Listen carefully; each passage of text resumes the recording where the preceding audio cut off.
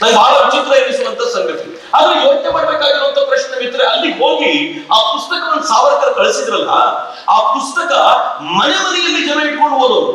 ಇವತ್ತಿನ ಕಾರ್ಯಕ್ರಮ ನಡೆಯುವಾಗ ವೈಯಕ್ತಿಕ ಗೀತೆ ಆಯ್ತಲ್ಲ, ಅವತ್ತಿನ ಕಾಲಘಟ್ಟದಲ್ಲಿ ವೈಯಕ್ತಿಕ ಗೀತೆ ನಡೀತಿರ್ಲಿಲ್ವಂತೆ. ಸಾವರ್ಕರ್ ಬರೆದಿರುವಂತ ಪುಸ್ತಕದ ಮುನ್ನುಡಿಯನ್ನು ಓದಲಾಗ್ತಿತ್ತು, ಅಷ್ಟು ಪ್ರಬಲವಾಗಿರುವಂತ ಮುನ್ನುಡಿ. 2000 ಪುಸ್ತಕ ಖಾಲಿ ಆದ್ಮೇಲೆ ಸಾವರ್ಕರ್ ಅವರ ಅಣ್ಣ 2000 ಪುಸ್ತಕ ಪ್ರಿಂಟ್ ಮಾಡ್ತೀವಿ ಅಂತ ಪತ್ರಿಕೆಯಲ್ಲಿ ಆಡ್ ಬಂತು. ತಕ್ಷಣ ಬ್ರಿಟಿಷರು ಎಚ್ಚೆತ್ಕೊಂಡ್ರು, ಪುಸ್ತಕ ಪ್ರಿಂಟ್ ಆಗ್ಲಿಕ್ಕೆ ಬಿಡಬಾರ್ದು, ಬ್ಯಾನ್ ಮಾಡಿ. ಅದ್ರ ಮಜಾ ಏನ್ ಗೊತ್ತೇ, ಡಿಸ್ಕಷನ್ ನಡೆಯುತ್ತೆ. ಆ ಡಿಸ್ಕಷನ್ ಅಲ್ಲಿ ಒಬ್ಬ ಬ್ರಿಟಿಷ್ ಆಫೀಸರ್ ಹೇಳ್ತಾನೆ, ಸರ್ ಇಡೀ ಪುಸ್ತಕ ಬ್ಯಾನ್ ಮಾಡ್ಲಿಕ್ಕೆ ಏನೂ ಇಲ್ಲ ಸರ್, ಅದರಲ್ಲಿ ಪುಸ್ತಕ ಓದ್ದವರಿಗೆ ಬ್ರಿಟಿಷರ ವಿರುದ್ಧ ಹೋರಾಟ ಮಾಡಬೇಕು ಅಂತ ಗೊತ್ತಾಗತ್ತೆ. ಆದ್ರೆ ನಮ್ಗೇನಾದ್ರೂ ಪುಸ್ತಕ ತೆಗೆದು ಯಾವ ಸಾಲನ್ನು ಹುಡುಕಿ ಬ್ಯಾನ್ ಮಾಡಬೇಕು ಅಂತ ಕೇಳಿದ್ರೆ ಒಂದು ಸಾಲು ಸಿಗಲ್ಲ. ಬರೆದಿರೋ ಬಹಳ ಬುದ್ಧಿವಂತಿಕೆಯಿಂದ ಬರೆದಿದ್ದಾನೆ, ಬಹಳ ಡೇಂಜರ್ ಅಂತ ಸರ್ ಅಂತ ಅವ್ರು ಹೇಳೋ ಸಾಲಿದೆ ಗೊತ್ತೇನು. ನಾನು ಅದನ್ನೇ ಕೋಟ್ ಮಾಡ್ಬೇಕು ಅಂದ್ರೆ ಹೇಳ್ತಾನೆ, ಇತಿಹಾಸವನ್ನ ಬೋಧಿಸುವ ನೆಪದಲ್ಲಿ ರಾಷ್ಟ್ರದ್ರೋಹವನ್ನ ಕಲಿಸಲಾಗ್ತಾ ಇದೆ, ಇದು ಈ ಪುಸ್ತಕ ಮಾಡ್ತಿರೋ ಕೆಲಸ ಅಂತ ತಕ್ಷಣ ಗಾಬರಿಗೊಂಡಂತ ಅಧಿಕಾರಿಗಳು ಹೇಳಿದ್ರಂತೆ, ಏನಾದ್ರೂ ಆಗ್ಲಿ ಮೊದಲು ಬ್ಯಾನ್ ಮಾಡಿ ಪುಸ್ತಕ ನೋಡಿದ್ ನೋಡೋಣ. ಸೆಕೆಂಡ್ ಪ್ರಿಂಟ್ ಬರಲೇ ಇಲ್ಲ. ಸೆಕೆಂಡ್ ಪ್ರಿಂಟ್ ಯಾವಾಗ ಬಂತು ಗೊತ್ತಾ? 1946 ಅಲ್ಲಿ ಬಂತು. ಅದಕ್ಕೆ ಬ್ಯಾನ್ ಲಿಫ್ಟ್ ಆಗಿದ್ದು 1946 ಅಲ್ಲಿ. 1946 ಅಲ್ಲಿ ಸೆಕೆಂಡ್ ಪ್ರಿಂಟ್ ಬಂತು. ಎರಡನೇ ಬಾರಿ ಪಬ್ಲಿಷ್ ಆಗುವಾಗ ಬಿಡುಗಡೆಯ ಅಧ್ಯಕ್ಷತೆಯನ್ನು ವಹಿಸಿದ್ದು ಸ್ವತಃ ಸಾವರ್ಕರ್. ಹೆಚ್ಚು ಕಡಿಮೆ 35 ವರ್ಷಗಳ ನಂತರ ಇನ್ನೊಂದು ಪ್ರಿಂಟ್ ಬರುತ್ತೆ. ಆ ಪ್ರಿಂಟಿಗೆ ಅಷ್ಟು ಗೌರವ ಸಿಗುತ್ತೆ, ಯೋಚನೆ ಮಾಡಿ ಹೇಗೆ. ಆದ್ರೆ ಬ್ರಿಟಿಷರು ಯಾರ್ಯಾರ ಮನೆಯಲ್ಲಿ ಪುಸ್ತಕ ಇದೆಯೋ ಜಡ್ತಿ ಮಾಡಿದ್ರು, ನಮ್ಮ ಜನರು ಬಿಡ್ಲಿಲ್ಲ. ಸಾವರ್ಕರ್ ಬದುಕಿನಲ್ಲಿ ಹೇಳ್ತಾರೆ, ಅನೇಕರು ಆ ಪುಸ್ತಕಗಳನ್ನ ಮನೆಯಲ್ಲಿಟ್ಟು ಹೇಗೆ ಇಟ್ಟಿಗೆಯನ್ನು ಮುಚ್ಚಿಬಿಡ್ತಾರೋ ಪ್ಲಾಸ್ಟರ್ ಮಾಡಿ, ಹಾಗೆ ಪ್ಲಾಸ್ಟರ್ ಮಾಡಿ ಮುಚ್ಚಿಟ್ಕೊಂಡು ಸಿಗಬಾರದು ಬ್ರಿಟಿಷರ ಕೈಲಿ ಅಂತ ಆ ತರದ ಪುಸ್ತಕ ಬರುತ್ತೆ. ಆದ್ರೆ ಒಂದು ಪುಸ್ತಕಕ್ಕೆ ತೃಪ್ತಿ ಆಗಲಿಲ್ಲ ಜೀವ. ಅವ್ರು ಲಂಡನ್ ಅಲ್ಲಿ ಇದ್ದಾಗ 1907ನೇ ಇಸ್ವಿಯದು 1857ರ ಸಂಗ್ರಾಮಕ್ಕೆ 50 ವರ್ಷ ಆಗಿತ್ತು. ಬ್ರಿಟಿಷರು ಬಹಳ ಹೆಮ್ಮೆಯಿಂದ ಸಂಭ್ರಮಿಸ್ತಾ ಇದ್ರು, ಭಾರತೀಯರನ್ನ ತುಳಿದಂತ ವರ್ಷ ಇದು, ನಾವು 50 ವರ್ಷಗಳಿಂದ ಹೆಂಗ್ ತುಳಿದಿದ್ವಿ ಅಂತೆಲ್ಲ ಬಹಳ ಹೆಮ್ಮೆಯಿಂದ ಕೊಚ್ಕೊಳ್ತಾ ಇದ್ರು. ಸಾವರ್ಕರ್ಗೆ ಯಾಕೋ ಡೌಟ್ ಬಂದು ಇದ್ರ ಕುರಿತಂತ ಪುಸ್ತಕ ಇದೆಯಾ ಅಂತ ಭಾರತ ಭವನದ ಲೈಬ್ರರಿ ಕೇಳಿದ್ರು. ಅವನಂದ, ಈ ಪುಸ್ತಕ ಇಲ್ಲಿರಲ್ಲ, ಈ ಪುಸ್ತಕ ದೊಡ್ಡ ಲೈಬ್ರರಿ ಇರುತ್ತೆ, ಆ ಲೈಬ್ರರಿಗೆ ಹೋಗ್ಬೇಕು ಅಂದ್ರೆ ಪಾಸ್ ಬೇಕಾಗತ್ತೆ, ನೀನು ಒಳ್ಳೆ ಸ್ಟೂಡೆಂಟ್ ಆಗಿರೋದ್ರಿಂದ ನಿನಗೆ ನಾನು ಪಾಸ್ ಕೊಡ್ತೀನಿ ಅಂತ ಇನ್ಫ್ಲೂಯೆನ್ಸ್ ಮಾಡಿ ಪಾಸ್ ಕೊಡ್ಸಿದ್ರು. ಸಾವರ್ಕರ್ ಲೈಬ್ರರಿಗೆ ಹೋದ್ರು. ಆ ಲೈಬ್ರರಿಗೆ ಹೋಗಿ ಓದ್ಲಿಕ್ಕೆ ಕೂತ್ಕೊಳ್ತಿದ್ರು. ಮ್ಯಾಲಸನ್ ಅನ್ನುವಂತ ಬ್ರಿಟಿಷ್ ಅಧಿಕಾರಿ ಬರೆದಿರುವಂತ ಪುಸ್ತಕ ಸಿಕ್ತವ್ರಿಗೆ. ಓದ್ತಾ ಓದ್ತಾ ಗೊತ್ತಾಯ್ತು, ಬ್ರಿಟಿಷರು ಹಿರಾಯಿಕಲಿ ಅದನ್ನ ಕಂಟ್ರೋಲ್ ಮಾಡಿರಲಿಲ್ಲ, ಹೆದರಿ ಸತ್ತೋಗಿದ್ರು. 1-2 ವರ್ಷಗಳ ಕಾಲ ನಾವು ಸತ್ತೇ ಹೋಗ್ತೀವಿ ಅಂತ ಅವ್ರಿಗೆ ಅನ್ನಿಸ್ಬಿಟ್ಟಿತ್ತು. ಹಂಗಾಗಿತ್ತು ಪರಿಸ್ಥಿತಿ ಅಂತ ಗೊತ್ತಾದ್ಮೇಲೆ ಸಾವರ್ಕರ್ ಇನ್ ಡೆಪ್ತ್ ಅಧ್ಯಯನ ಶುರು ಮಾಡಿದ್ರು. ಪ್ರತಿದಿನ ಲೈಬ್ರರಿ ಬರ್ತಿದ್ನಲ್ಲ, ಆ ಲೈಬ್ರರಿ ಮುಂದೆ ಕೂತ್ಕೊಂಡು ಭಾರತೀಯರನ್ನ ಚೆನ್ನಾಗಿ ಬೈಯೋರು. ಏನ್ ಕೆಟ್ಟ ಜನ ಭಾರತೀಯರು, ಲಂಡನ್ನಿನ ಇಂಗ್ಲೆಂಡಿನ ಜನ ಎಷ್ಟು ಒಳ್ಳೆಯವರು, ಅವ್ರನ್ನ ಚೆನ್ನಾಗಿ ಇಟ್ಕೊಳ್ಳೋದು ಗೊತ್ತಾಗ್ಲಿಲ್ಲ ಅಂತ ಲೈಬ್ರರಿ ಖುಷಿ. ಅವ್ರು ಒಳಗೆ ಕರ್ಕೊಂಡು ಇನ್ನೂ ಒಳ್ಳೊಳ್ಳೆ ಪುಸ್ತಕ ಇದೆ ಬಾ ತೋರಿಸ್ತೀನಿ ಅಂತ ಒಳಗೆ ಕರ್ಕೊಂಡೋಗೆಲ್ಲ ತೋರಿಸ್ತಿದ್ದ. ಸಾವರ್ಕರ್ ಎಲ್ಲವನ್ನೂ ತೆಗೆದು ಎಲ್ಲವನ್ನೂ ಅಧ್ಯಯನ ಮಾಡ್ತಾ ಮಾಡ್ತಾ ಎಷ್ಟು ಡೆಪ್ತಿಗೆ ಹೋದ್ರು ಅಂತಂದ್ರೆ ಪುಸ್ತಕ ರೆಡಿ ಆಗಿತ್ತು. 1857ರ ಸಂಗ್ರಾಮವನ್ನ ಅಲ್ಲಿಯವರೆಗೂ, ಆಶ್ಚರ್ಯ ಏನ್ ಗೊತ್ತೇ, ಅಲ್ಲಿವರೆಗೂ ಅಲ್ಲ ಇವತ್ತಿನವರೆಗೂ ಕೂಡ ಅದನ್ನ ಸಿಪಾಯಿ ದಂಗೆ ಅಂತ ನಮ್ಮ ಇತಿಹಾಸಕಾರ ಕರೀತಾರೆ. ಸಿಪಾಯಿ ದಂಗೆ ಅಂದ್ರೆ ಏನು? ಕೆಲವು ಸಿಪಾಯಿಗಳು ಸೇರಿ ಬ್ರಿಟಿಷರ ವಿರುದ್ಧ ಹೋರಾಟ ಮಾಡಿತ್ತು ಅಂತ. ಆದ್ರೆ ಸಾವರ್ಕರ್ ಅದನ್ನು ಪೂರ್ಣ ವಿವರಿಸಿ ಹೇಳಿದ್ರು, ಅದು ಬರೀ ಸಿಪಾಯಿ ದಂಗೆ ಅಲ್ಲ, ಭಾರತದ ಪ್ರಥಮ ಸ್ವಾತಂತ್ರ್ಯ ಸಂಗ್ರಾಮ ಅಂತ ಅದಕ್ಕೆ ಅಭಿಧಾನ ಕೊಟ್ಟವರು ಸಾವರ್ಕರ್. ಮಿತ್ರ, ದುರದೃಷ್ಟ ನಮ್ಮ ಟೆಕ್ಸ್ಟ್ ಬುಕ್ ಅಲ್ಲಿ ಇವತ್ತಿಗೂ ಪೂರ್ಣ ಬದಲಾಗಿಲ್ಲ. ಹೆಂಗ್ ಬರೀತಾರೆ ಗೊತ್ತಾ? ಇತಿಹಾಸದಲ್ಲಿ ಸಿಪಾಯಿ ದಂಗೆ ಅಥವಾ ಪ್ರಥಮ ಸ್ವಾತಂತ್ರ್ಯ ಸಂಗ್ರಾಮ. ಮೊದಲು ಸಿಪಾಯಿ ದಂಗೆ, ಆಮೇಲೆ ಅಥವಾ ಪ್ರಥಮ ಸಿಪಾಯಿ ದಂಗೆ ಅಂತ ಹೇಳಲೇಬಾರ್ದ್ರಿ. ಅದು ಇಡೀ ದೇಶ ಮಾಡಿದ ಹೋರಾಟ. ನಾವ್ ಈ ಹೋರಾಟಗಳನ್ನ ಹೆಂಗ್ ಮುಚ್ಚಿಡ್ತೀವಿ ಅಂತಂದ್ರೆ, ಇತಿಹಾಸವನ್ನ ಅಥವಾ ಪಠ್ಯ ಪುಸ್ತಕದಲ್ಲಿ ಸಣ್ಣ ಬದಲಾವಣೆ ತರಬೇಕು ಅಂತಂದ್ರೆ ಇಡೀ ಸಮಾಜ ಎತ್ತಿಕೊಂಡು ಉರಿದು ಬೀಳೋ ತರ ಮಾಡ್ಬಿಡ್ತಾರೆ. ಈ ತರದ ಸಣ್ಣ ಬದಲಾವಣೆಗೆ ತೆರೆದುಕೊಳ್ಳಲಿಕ್ಕೆ ಸಾಧ್ಯ ಆಗಿಲ್ಲ ನಮ್ಗೆ 75 ವರ್ಷಗಳ ನಂತರ. ಆದ್ರೆ ಸಾವರ್ಕರ್ ಅವತ್ತೇ ಪ್ರಯತ್ನ ಪಟ್ಟರು, ಪುಸ್ತಕ ಬರೆದ್ರು. ಬ್ರಿಟಿಷರ ಗೂಢಚಾರರು ಸಾವರ್ಕರ್ ಬರೆದಿರೋ ಈ ಪುಸ್ತಕದ ಮೊದಲೆರಡು ಅಧ್ಯಾಯವನ್ನು ಕದ್ದು ಬಿಟ್ರು. ಆಫೀಸರ್ ಹತ್ರ ಹೋಯ್ತಲ್ಲ, ಲಂಡನ್ ನಲ್ಲಿ, ಭಾರತದಲ್ಲ, ಲಂಡನ್ ನಲ್ಲಿ ಆಫೀಸರ್ ಇದು ಓದಿ ಗಾಬರಿಯಾಗಿ ಹೇಳಿದ್ರು, ಈ ಪುಸ್ತಕ ಪಬ್ಲಿಷ್ ಆಗಿ ಬಿಡಬಾರ್ದು, ಇದು ಪಬ್ಲಿಷ್ ಆದ್ರೆ ಬ್ರಿಟಿಷರ ಕತೆ ಮುಗಿದಂತೆ, ಏನಾದ್ರೂ ಮಾಡಿ ಇದನ್ನು ತಡಿಬೇಕು ಅಂತ. ಆಶ್ಚರ್ಯ ಹೇಳ್ತೀನಿ ನಿಮ್ಗೆ, ಪುಸ್ತಕ ಪ್ರಿಂಟ್ ಆಗೋಕ್ಕಿಂತ ಮುಂಚೆ ಬ್ಯಾನ್ ಮಾಡಿದ್ರು.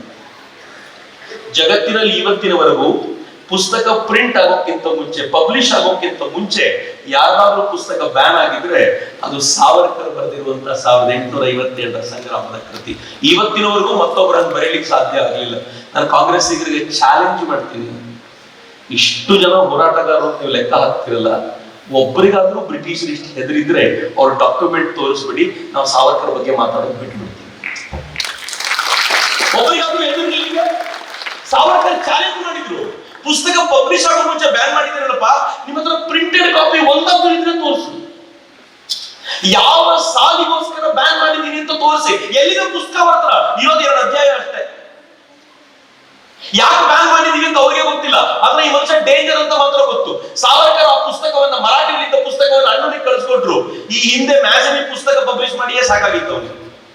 ಈ ಪುಸ್ತಕ ಪಬ್ಲಿಷ್ ಮಾಡ್ಲಿಕ್ಕೆ ಎಲ್ಲರ ಹತ್ರ ಹುಡುಕಿದ, ಯಾರು ಸಿಗಲಿಲ್ಲ, ವಾಪಸ್ ಕಳಿಸ್ಕೊಟ್ಟ.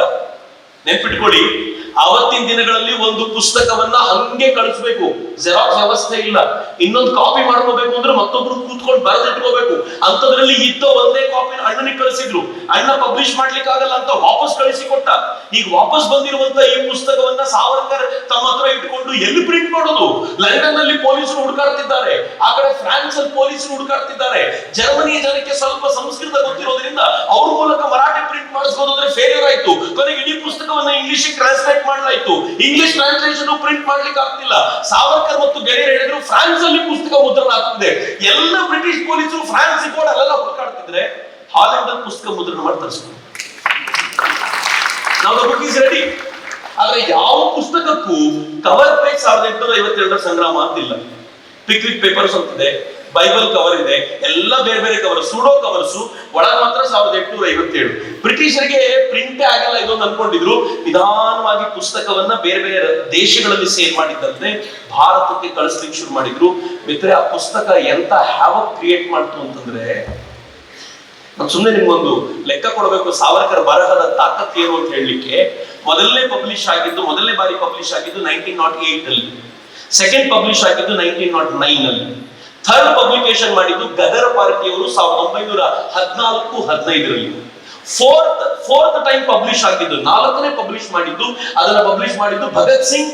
ಆಗ ಇದನ್ನ ಪಬ್ಲಿಷ್ ಮಾಡಿ ಮಾರಾಟ ಮಾಡಿರುವ ದುಡ್ಡಲ್ಲಿ ಕ್ರಾಂತಿ ಕಾರ್ಯ ಮಾಡ್ಲಿಕ್ಕೆ ಅಂತ 4ನೇ ಬಾರಿ ಪಬ್ಲಿಷ್ ಮಾಡಿದ 1920ರಲ್ಲಿ.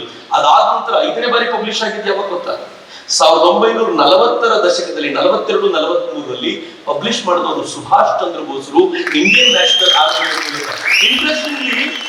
ಇಂಟ್ರೆಸ್ಟಿಂಗ್ಲಿ ಸುಭಾಷ್ ಹೇಳಿದ್ರು, ಇದು ಬರೀ ಇಂಗ್ಲಿಷ್ ಅಲ್ಲಿ ಇರಬಾರ್ದು, ತುಂಬಾ ಜನ ತಮಿಳು ಸೈನಿಕರು ಇರೋದ್ರಿಂದ ನಾನು ತಮಿಳಿಗೂ ಇದನ್ನ ಅನುವಾದ ಮಾಡಿಸ್ತೀನಿ ಅಂತ ತಮಿಳಿಗೆ ಅನುವಾದ ಮಾಡಿಸಿ ತಮಿಳು ಪುಸ್ತಕವನ್ನು ಸುಭಾಷ್ ಚಂದ್ರ ಬೋಸ್ ಪಬ್ಲಿಷ್ ಮಾಡಿ. ನಾನು ಯಾಕೆ ಇದನ್ನು ಹೇಳಿದೆ ಅಂತಂದ್ರೆ, 1908 ಅಲ್ಲಿ ಮೊದಲನೇ ಮುದ್ರಣ, 1940s ನಲ್ಲಿ 2ನೇ ಮುದ್ರಣ. 35 ವರ್ಷಗಳ ಕಾಲ ಒಂದು ಪುಸ್ತಕ ಈ ದೇಶದ ಕ್ರಾಂತಿಕಾರಿಗಳಿಗೆ ನಿರಂತರವಾದ ಶಕ್ತಿಯನ್ನು ತುಂಬಿದೆ ಅಂತಂದ್ರೆ ಆ ಮನುಷ್ಯನ ಲೇಖನಿಯಲ್ಲಿದ್ದ ತಾಕತ್ ಎಂತದ್ದು ಅಂತ ಯೋಚನೆ. ಬ್ರಿಟಿಷರು ಸಾವರ್ಕರನ್ನು ವ್ಯಕ್ತಿಗಷ್ಟೇ ಹೆದರ್ತಿರ್ಲಿಲ್ಲ, ಆತನ ಕೈಗೆ ಪೆನ್ ಕೊಟ್ರೆ ಎಂತ ಡೇಂಜರ್ ಅಂತ ಗೊತ್ತಿತ್ತು ಅವರಿಗೆ. ಹಿಂಗಾಗಿ ಸಾವರ್ಕರ್ ಅಂಡಮಾನಿನ ಕಾಲಾಪಾನಿ ಜೈಲಿಗೆ ಹೋದಾಗ ಎಲ್ಲ ಶಿಕ್ಷೆಗಳ ಜೊತೆ ಅವ್ರಿಗೆ ಕೊಟ್ಟಂತ ಕಠಿಣ ಶಿಕ್ಷೆ ಏನು ಗೊತ್ತಾ? ಅವ್ರಿಗೆ ಪೆನ್ನು ಪೇಪರ್ ಕೊಡ್ಲಿಲ್ಲ. ಸುಮ್ಮನಿರೋ ಜೀವ ಅಲ್ಲ. ನೀವು ಸುಮ್ಮನೆ ಸಾವರ್ಕರ್ ಕಾಲಾಪಾನಿಯ ಬಗ್ಗೆ ತುಂಬಾ ಜನ ಮಾತಾಡ್ತಾರೆ.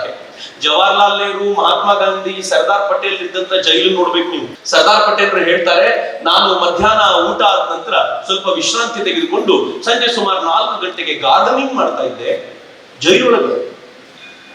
ಸಂಜೆ 5 ಗಂಟೆ ಆದ್ಮೇಲೆ ನಾವೆಲ್ಲರೂ ಸೇರ್ಕೊಂಡು ವಾಲಿಬಾಲ್ ಆಡ್ತಾ ಇದ್ವಿ ಜೈಲೊಳಗೆ. ಅಂತ ಜೈಲಿನಲ್ಲಿದ್ದವರು ಸಾವರ್ಕರ್ ಯಾಕೆ ಕ್ಷಮಾದಾನಗಳ ಪತ್ರವನ್ನು ಬರೆದ್ರು ಅಂತ ಕೇಳ್ತಾರೆ.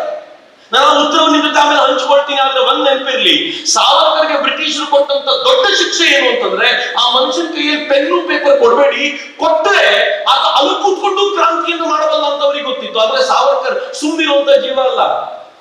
ಅವರೊಂದು ಮೊಳೆಯನ್ನ ಸಂಪಾದಿಸಿಕೊಂಡು ಜೈಲಿನ ಕಲ್ಲು ಗೋಡೆಗಳ ಮೇಲೆ ಕಮಲ ಅನ್ನುವಂತ 10,000 ಸಾಲುಗಳ ಆ ಅದ್ಭುತವಾಗಿರುವಂತ ಕಾವ್ಯವನ್ನ ಕೆತ್ತಿದ್ರು ಸಾವರ್ಕರ್. ಬ್ರಿಟಿಷರು ಪ್ರತಿ ಬಾರಿ ಆ ಜೈಲಿನಲ್ಲಿ ಸಾವರ್ಕರ್ ಆ ಗೋಡೆ ತುಂಬಿಸ್ತಾರೆ ಅಂತ ಗೊತ್ತಾದ ತಕ್ಷಣ ಹೋಗಿ ವೈಟ್ ಪೇಂಟ್ ಬರೆದು ಬಿಡ್ತಿದ್ರು. ಅದನ್ನ ಎಲ್ಲರೂ ಬೇಜಾರು ಮಾಡ್ಕೊಳ್ತಿದ್ರು, ಬರ್ದಿದ್ದೆಲ್ಲ ಹಾಳು ಮಾಡಿದ್ರಲ್ಲ ಅಂದ್ರೆ. ಸಾವರ್ಕರ್ ಹೇಳ್ತಿದ್ರು, ಹಾಳಾಗ್ಲಿಲ್ಲ, ಬರೆದಿರೋದೆಲ್ಲ ಬೈಹರ್ಟ್ ಮಾಡಿ ತಲೆಯಲ್ಲಿದೆ, ಹೊಸದಾಗಿ ಬರೀಲಿಕ್ಕೆ ಹೊಸ ಹಾಳೆ ಬೇಕಾಗಿತ್ತು, ಅವ್ರಿಗೆ ಗೊತ್ತಾಗಿಲ್ಲ, ಪೇಂಟ್ ಮಾಡಿ ಕೊಟ್ಟಿದ್ದಾರೆ 10,000 ಸಾಲುಗಳು. ಮಾತಾಡೋರು ಮಾತಾಡ್ತಾರೆ, ಅಯೋಗ್ಯರು. ಸಾವರ್ಕರ್ ತರದ ಒಂದು ಸಾಲನ್ನು ಸೃಷ್ಟಿಸುವ ತಾಕತ್ತಿದೆಯಾ ಇವರಿಗೆ? ಸಾವರ್ಕರ್ ಲಂಡನ್ ನಲ್ಲಿರುವಾಗಲೇ ಸಾವರ್ಕರ್ ಸಂಪರ್ಕಕ್ಕೆ ಬಂದವರು ಮದನ್ಲಾಲ್ ಧಿಂಗ್ರಾ. ಬಿಳಿ ಹುಡುಗಿಯನ್ನ ಚುಡಾಯಿಸಿಕೊಂಡು ಹಾಯಾಗಿ ತಿರುಗಾಡ್ತಿದ್ದ ಹುಡುಗ. ಸಾವರ್ಕರ್ ಅವನನ್ನು ಮುಟ್ಟಿದ್ರು, ಅವನ ಜೊತೆ ಮಾತನಾಡಿದ್ರು, ಅವನ ಜೊತೆ ಬೆರೆತರು. ಪರಿಣಾಮ ಏನಾಯ್ತು ಗೊತ್ತಾ? ಸಾವರ್ಕರ್ ಒಂದಿನ ಕೇಳ್ತಾನ ಅವನು, ಸಾವರ್ಕರ್ ಜಿ ನೀವು ಬರೀ ಭಾಷಣ ಮಾಡ್ತಿರ್ತೀರಾ, ನಮ್ಗೆಲ್ಲ ಏನಾದ್ರು ಕೆಲಸ ಕೊಡಿ ಅಂತ ಕೇಳಿ. ಅಷ್ಟೊತ್ತಿಗೆ ಸಾವರ್ಕರ್ ಅಣ್ಣನನ್ನ ಇಲ್ಲಿ ಕಾಲಾಪಾನಿಗೆ ಕಳಿಸಲಾಗಿತ್ತು. ಆ ಕಳಿಸೋದ್ರ ಹಿಂದೆ ಇದ್ದಂತ ಬ್ರೈನ್ ಇತ್ತಲ್ಲ, ಅದು ಕರ್ಜನ್ ವೈಲಿ ಬ್ರೈನ್. ಸಾವರ್ಕರ್ ಏನ್ ಮಾಡಿದ್ರು, ನಿಮ್ಗೆ ಸಾಮರ್ಥ್ಯ ಇದೆ ಅಂತಂದ್ರೆ ಕರ್ಜನ್ ವೈಲಿ ಕೊಲ್ತೀಯಾ ಅಂತ ಕೇಳಿ. ಮದನ್ಲಾಲ್ ಧಿಂಗ್ರಾ ಶ್ರೀಮಂತರ ಮನೆ ಹುಡುಗರಿ, ಆರಾಮಾಗಿ ತಿಂದುಕೊಂಡು ಬೆಳೆದಿದ್ದವ್ರು. ಅವ್ರು ಹೇಳ್ದ, ಸಾವರ್ಕರ್ ಜಿ ನೀವ್ ಹೇಳೋದಾದ್ರೆ ಕರ್ಜನ್ ವೈಲಿ ಅವ್ರ ಅಪ್ಪರ ಹೆಣ ತಂದು ಮಲಗಿಸ್ತೀನಿ, ಸ್ವಲ್ಪ ಟೈಮ್ ಕೊಡಿ ಅಂತ ಹೊಸ ಬಂದೂಕ್ ಕೊಂಡ್ಕೊಂಡ, ಲೈಸೆನ್ಸ್ ತಗೊಂಡ, ಎವ್ರಿ ಡೇ ಗುಂಡು ಹಾರಿಸೋದನ್ನ ಪ್ರಾಕ್ಟೀಸ್ ಮಾಡ್ತಾ ಇದ್ದ. ಒಂದ್ ಫೈನ್ ಡೇ ಕರ್ಜನ್ ವೈಲಿ ಇಂತ ಪ್ರೋಗ್ರಾಮಿಗೆ ಬರ್ತಾನೆ ಅಂತ ಗೊತ್ತಾದಾಗ ಅವತ್ತು ಸಂಜೆ ಹೋಗಿ ಗುಂಡು ಹೊಡೆಯೋದನ್ನ ಪ್ರಾಕ್ಟೀಸ್ ಮಾಡಿ ಬಂದ. ಗುರಿ ಹೊಡೆಯೋದನ್ನ 10 ಗುರಿ ಹೊಡೆದಿದ್ದ, 10 ಗುರಿ ಹೊಡೆದ. 12ರಲ್ಲಿ 11 ಆನ್ ಟಾರ್ಗೆಟ್ ಇತ್ತು. ಅವ್ನು ಅನ್ಕೊಂಡ ಪರ್ಫೆಕ್ಟ್ ಡೇ ಇವತ್ತು, ಕರೆಕ್ಟ್ ಆಗಿ ಹೊಡಿಬಹುದು ಇವತ್ತು ಅಂತ ಕಾರ್ಯಕ್ರಮಕ್ಕೆ ಹೋಗಿ ಕೂತ್ಕೊಂಡ. 8 ಗಂಟೆ ಕಾರ್ಯಕ್ರಮಕ್ಕೆ ಹೋಗಿ ಕೂತ, 8:30 ಮ್ಯೂಸಿಕ್ ಶುರುವಾಯ್ತು.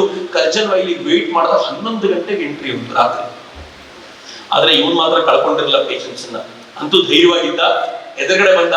ಕರ್ಜನ್ ವೈಲಿ ಫ್ಯಾಮಿಲಿಗೂ ಇವನ್ ಫ್ಯಾಮಿಲಿಗೂ ಹತ್ತಿರದ ಸಂಪರ್ಕ ಇದ್ದಿದ್ರಿಂದ, ಮೊದಲಿಂದಲೂ ಪರಿಚಯ ಇದ್ದಿದ್ರಿಂದ ಬಹಳ ಪ್ರೀತಿಯಿಂದ ಕರ್ಜನ್ ವೈಲಿ ಮಾತನಾಡಿಸಿ ಇವಳು ಹತ್ತಿರಕ್ಕೆ ಕರೆದ್ರೆ, ಈ ಹುಡುಗ, ಈ ತರುಣ ತನ್ನ ಜೇಬಿಂದ ಪಿಸ್ತೂಲ್ ಅನ್ನು ತೆಗೆದು ಕರ್ಜನ್ ವೈಲಿ ಕುತ್ತಿಗೆ ಗುಂಡಿಟ್ಟು ಧನ ಧನ ಧನ ಗುಂಡು ಹಾರಿಸಿದ. 5 ಗುಂಡುಗಳು ಹೋಗಿದ್ವು. ಯಾರೋ ತಡೆಯಲಿಕ್ಕೆ ಬಂದ್ರು, ಅವ್ರಿಗೊಂದು ಗುಂಡು ಹೋಗ್ತು, ಇಬ್ಬರ ಹೆಣ ಅಲ್ಲಿ ಬಿತ್ತು. ಹಿಡಿಯೋರು ಹಿಡಿಲಿಕ್ಕೆ ಅಂತ ಓಡ್ ಬಂದ್ರೆ ಏನ್ ಹೇಳ್ತಾನಂತ ಗೊತ್ತಾ ಹುಡುಗ?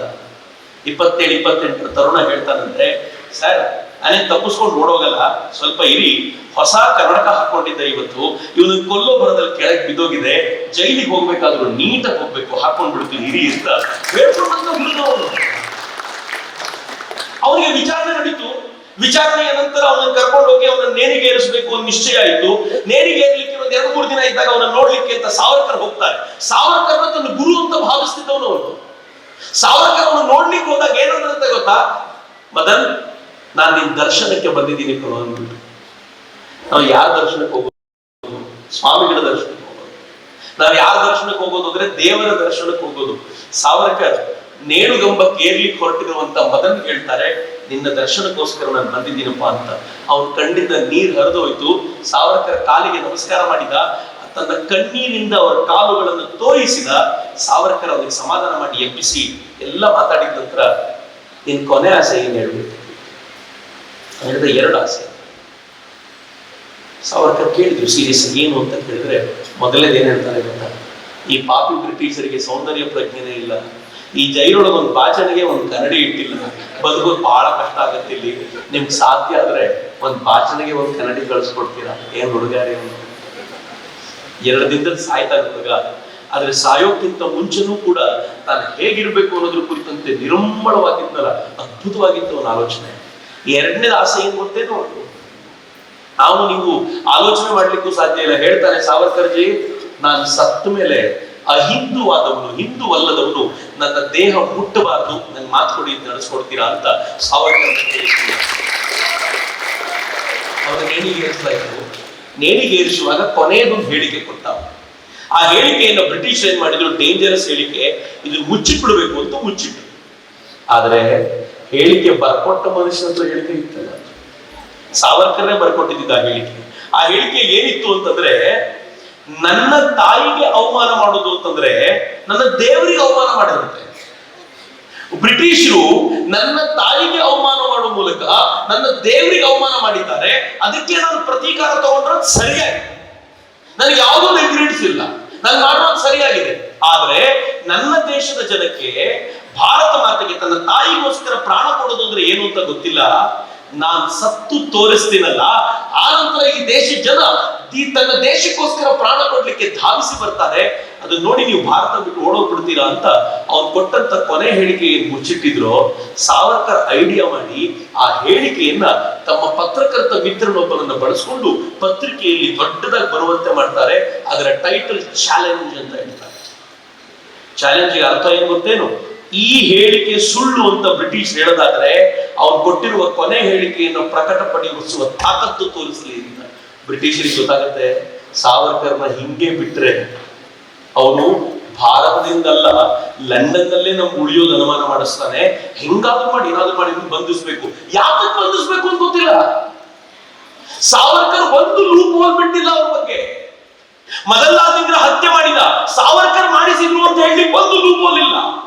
ಅಷ್ಟು ಚೆನ್ನಾಗಿ ಸಾವರ್ಕರ್ ವ್ಯವಸ್ಥಿತವಾಗಿ ಇದನ್ನು ಮಾಡಿದ್ರಲ್ಲ. ಕೊನೆಗೆ ಸಾವರ್ಕರ್ನ ಓಡಿಸುವಂತ ಒಂದೇ ಮಾರ್ಗ ಅಂದ್ರೆ ಅವ್ರು ಇರುವಂತ ಹಾಸ್ಟೆಲ್ ನ ಕ್ಲೋಸ್ ಮಾಡ್ಬೇಕು ಅಂತ ಭಾರತ ಭವನ ಅನ್ನುವಂತ ಹಾಸ್ಟೆಲ್ ಕ್ಲೋಸ್ ಮಾಡಿಸಿದ್ರು.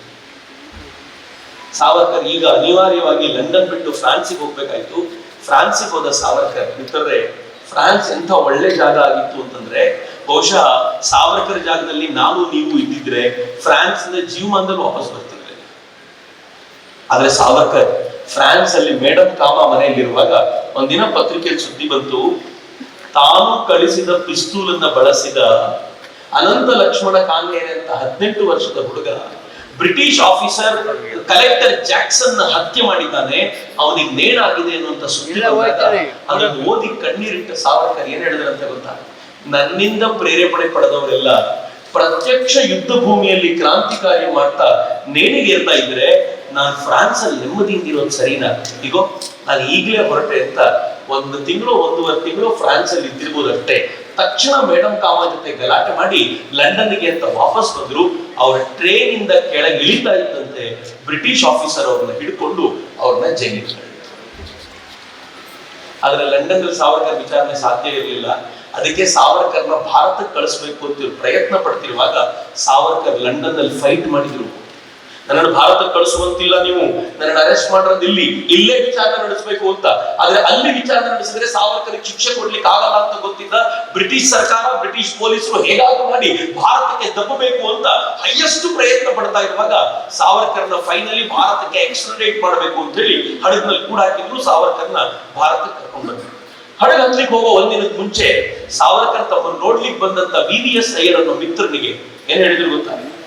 ನಾವಿಬ್ರು ಫ್ರಾನ್ಸ್ ನ ಮಾರ್ಸೆಲ್ಸ್ ಅಲ್ಲಿ ಭೇಟಿ ಮಾಡೋಣ ಅಂತ ಒಂದ್ ಸಣ್ಣ ಕ್ಲೂ ಕೊಟ್ಟು ಹೊರಟು. VVS ಅಯ್ಯರ್ ಸಾವರ್ಕರ್ ಜೊತೆ ಇದ್ದಂತ ಕ್ರಾಂತಿಕಾರಿ ಮಿತ್ರ. ಅವ್ರಿಗೆ ಚೆನ್ನಾಗಿ ಗೊತ್ತಿತ್ತು ಏನೋ ನಡೆಯುತ್ತೆ ಇಲ್ಲಿ ಅಂತ. ಸಾವರ್ಕರ್ನ ಫ್ರಾನ್ಸ್ ಅಲ್ಲಿ ಭೇಟಿ ಮಾಡಬೇಕು ಅಂತ ಮೇಡಮ್ ಕಾಮ ಮತ್ತು ಅವರು ತಯಾರಾದರು. ಫ್ರಾನ್ಸ್ ಮತ್ತು ಲಂಡನ್ ನಡುವಿನ ದೂರ 8 ದಿನಗಳ ಕಾಲದಲ್ಲಿ ಕ್ರಮಿಸುವಂತದ್ದು. ಆ ಹಡಗಿನಲ್ಲಿ ಕೂತಿದ್ರು ಸಾವರ್ಕರ್. ಎಂಥ ಸ್ಟ್ರಿಕ್ಟ್ ಗೊತ್ತೇನು? ಸಾವರ್ಕರ್ ಮಲ್ಕೊಂಡಿರುವಂತ ಮಂಚಕ್ಕೆ 2 ಕಂಪಾರ್ಟ್ಮೆಂಟ್. ಒಂದು ಕಂಪಾರ್ಟ್ಮೆಂಟ್ ಅಲ್ಲಿ, ಕೆಳಗಿನ ಕಂಪಾರ್ಟ್ಮೆಂಟ್ ಅಲ್ಲಿ ಸಾವರ್ಕರ್ ಮಲ್ಕೊಂಡಿದ್ರೆ ಮೇಲಿನ ಕಂಪಾರ್ಟ್ಮೆಂಟ್ ಅಲ್ಲಿ ಒಬ್ಬ ಸ್ಟ್ರಿಕ್ಟ್ ಪೊಲೀಸ್ ಆಫೀಸರ್. ಸಾವರ್ಕರ್ ಮುಖದ ಮೇಲೆ ಬೆಳಕು ಬೀಳುವಂತೆ ಆತ ಎದ್ದಿದ್ದಾನೋ ಓಡೋಗಿದ್ದಾನೋ ಇದ್ದಾನೋ ಇಲ್ವಂತ 24/7 ಕಾಣೋ ತರ ಯಾವಾಗಲೂ ಮುಖದ ಮೇಲೆ ಬೆಳಕು. ಆದ್ರೆ ಎದುರುಗಡೆ ಬಾಗಿಲಿನ ಬಳಿ ಮತ್ತೊಬ್ಬ ಪೊಲೀಸ್ ಆಫೀಸರ್. ಆ ಬಾಗಿಲನ್ನು ತೆಗಿಬೇಕು ಅಂದ್ರೆ ಇವ್ರು ಪರ್ಮಿಷನ್ ತಗೊಂಡೇ ತೆಗಿಬೇಕು. ಬಾಗಿಲನ್ನು ತೆಗೆದ ತಕ್ಷಣ 2 ಪೊಲೀಸ್ ಆಫೀಸರ್. ಸಾವರ್ಕರ್ ಹೊರಗಡೆ ಟಾಯ್ಲೆಟ್ ಹೋದ್ರು ಆ 2 ಪೊಲೀಸ್ ಆಫೀಸರ್ ಜೊತೆ ಬರ್ತಾರೆ. ಸಾವರ್ಕರ್ ಟಾಯ್ಲೆಟ್ ನ ಲಾಕ್ ಮಾಡುವಂತಿಲ್ಲ, ತೆಗೆದೇ ಇಡಬೇಕು. ಆ ಕಿಂಡಿ ಒಂದಿರುತ್ತೆ, ಸಾವರ್ಕರ್ ಟಾಯ್ಲೆಟ್ ಹೋಗೋಕ್ಕಿಂತ ಮುಂಚೆ ಅದನ್ನ ಕ್ಲೋಸ್ ಮಾಡಿ ಲಾಕ್ ಮಾಡ್ಬಿಡ್ತಾರೆ. ತಪ್ಪಿಸ್ಕೊಂಡು ಹೋಗ್ಬಿಡ್ತಾನೆ ಅನ್ನೋ ಹೆದರಿಕೆಗೆ. ಎಷ್ಟು ಹೆದರಿಕೆ! ಸಾವರ್ಕರ್ ಊಟಕ್ಕೆ ಆಚೆ ಬರುವಂತಿಲ್ಲ, ಸಾವರ್ಕರ್ ಗಾಳಿ ಬೇಕು ಅಂತ ಆಚೆ ಬರುವಂತಿಲ್ಲ, ಬಂದಾಗೆಲ್ಲ ಪೊಲೀಸರು ಇರಬೇಕು. ಆ ತರದ ವ್ಯವಸ್ಥೆ. ಸಾವರ್ಕರ್ ಎಕ್ಸೆಪ್ಟ್ ಮಾಡ್ಕೊಂಡ್ರು. 8 ದಿನಗಳ ಕಾಲ ಫ್ರಾನ್ಸಿಗೆ ಹೋಗ್ಲಿಕ್ಕಿದೆ. ಸಾವರ್ಕರ್ ಏನ್ ಮಾಡ್ತಿದ್ರು ಗೊತ್ತಾ? ಎವ್ರಿ ಡೇ 8:15 8:30 ಆ ರೇಂಜ್ ಅಲ್ಲಿ 8 ರಿಂದ 9 ಗಂಟೆ ನಡುವೆ ಟಾಯ್ಲೆಟ್ಗೆ ಹೋಗ್ತಿದ್ರು. 8 ದಿನಗಳ ಕಾಲ ಹಿಂಗೆ ಮಾಡಿ ಮಾಡಿ ಮಾಡಿ ಪೊಲೀಸರು ಮೈಂಡ್ ಸೆಟ್ ಆಗಿತ್ತು. ಈ ಮನುಷ್ಯ ಬೆಳಿಗ್ಗೆ ಹೇಳದೆ ಲೇಟು, 8:45ಗೆ ಟಾಯ್ಲೆಟ್ ಹೋಗ್ತಾರೆ, ಆಗ ನಾವು ರೆಡಿ ಇದ್ರೆ ಸಾಕು ಅಂತ. ಯಾವಾಗ ಫ್ರಾನ್ಸ್ ಹತ್ರ ಹಡಗು ಬಂದು ನಿಂತು ಬಿಡುತ್ತೋ ಇವರಿಗೆ ಗೊತ್ತಾಯ್ತು, ಅವತ್ತಿನ ದಿನ 6:15ಗೆ ಟಾಯ್ಲೆಟ್ ಹೋಗ್ಲಿಕ್ಕೆ ಅಂತ ಎದ್ಬಿಟ್ರು. ಮೇಲ್ ಮಲಗಿದ್ದ ಪೊಲೀಸ್ ನಿದ್ದೆ ಕಂಡಿಲ್ಲ. ದಿನಾಗ್ಲೂ 8:45 ಮೈಂಡ್ ಸೆಟ್ ಆಗಿತ್ತು ಅವ್ರು. ಅವನಿನ್ನೂ ಮಲಗಿದ್ದ. ಸಾವರ್ಕರ್ ಅವನ್ನ ಎಬ್ಸಿದ್ರು ಟಾಯ್ಲೆಟ್ ಹೋಗ್ಬೇಕು ಅಂತ. ಅವ್ನ ನಿದ್ದೆ ಕಣಗೆ ಮಲಗು ಅಂದ. ಸಾವರ್ಕರ್ ಅರ್ಜೆಂಟ್ ಅಂದ್ರೆ ಹೋಗು ಅಂದ. ಬಾಗ್ಲತ್ತ ಮಲಗಿದ್ದವನ ಹತ್ರ ಹೋದ್ರು. ಅವನು ಇವನನ್ನ ನೋಡ್ದ, ಇವನ್ ಪರ್ಮಿಷನ್ ಕೊಟ್ಟಿದ್ದಾನ ಅಂತ ಹೋಗು ಅಂತ. ಅವ್ರ ಲೆಕ್ಕಕ್ಕೇನು ಹೊರಗಡೆ ಏನೋ 2 ಪೊಲೀಸರು ಕರ್ಕೊಂಡು ಹೋಗ್ತಾರೆ ಅಂತ. ಸಾವರ್ಕರ್ ಬಾಗಿಲು ತೆಗೆದ್ರು, ಹೊರಗಡೆ ಹೋದ್ರೆ 2 ಪೊಲೀಸರು ಮಲಗಿದ್ರು. ಬಹಳ ಖುಷಿಯಾಗ್ಬಿಡ್ತು ಇವರಿಗೆ. ನೇರವಾಗಿ ಟಾಯ್ಲೆಟ್ ಹೋದ್ರು. ಎವ್ರಿ ಡೇ ಲ್ಯಾಚ್ ಹಾಕುವಂತಿರ್ಲಿಲ್ಲ. ಇವತ್ತು ಯಾರು ಇರಲಿಲ್ಲ, ಲ್ಯಾಚ್ ಹಾಕಿದ್ರು. ಆ ಟಾಯ್ಲೆಟ್ ನ ಬಾಗಿಲಿಂದ ಕಿಂಡಿಗೆ ತಮ್ಮ ಗೌನನ್ನು ಹಾಕಿದ್ರು.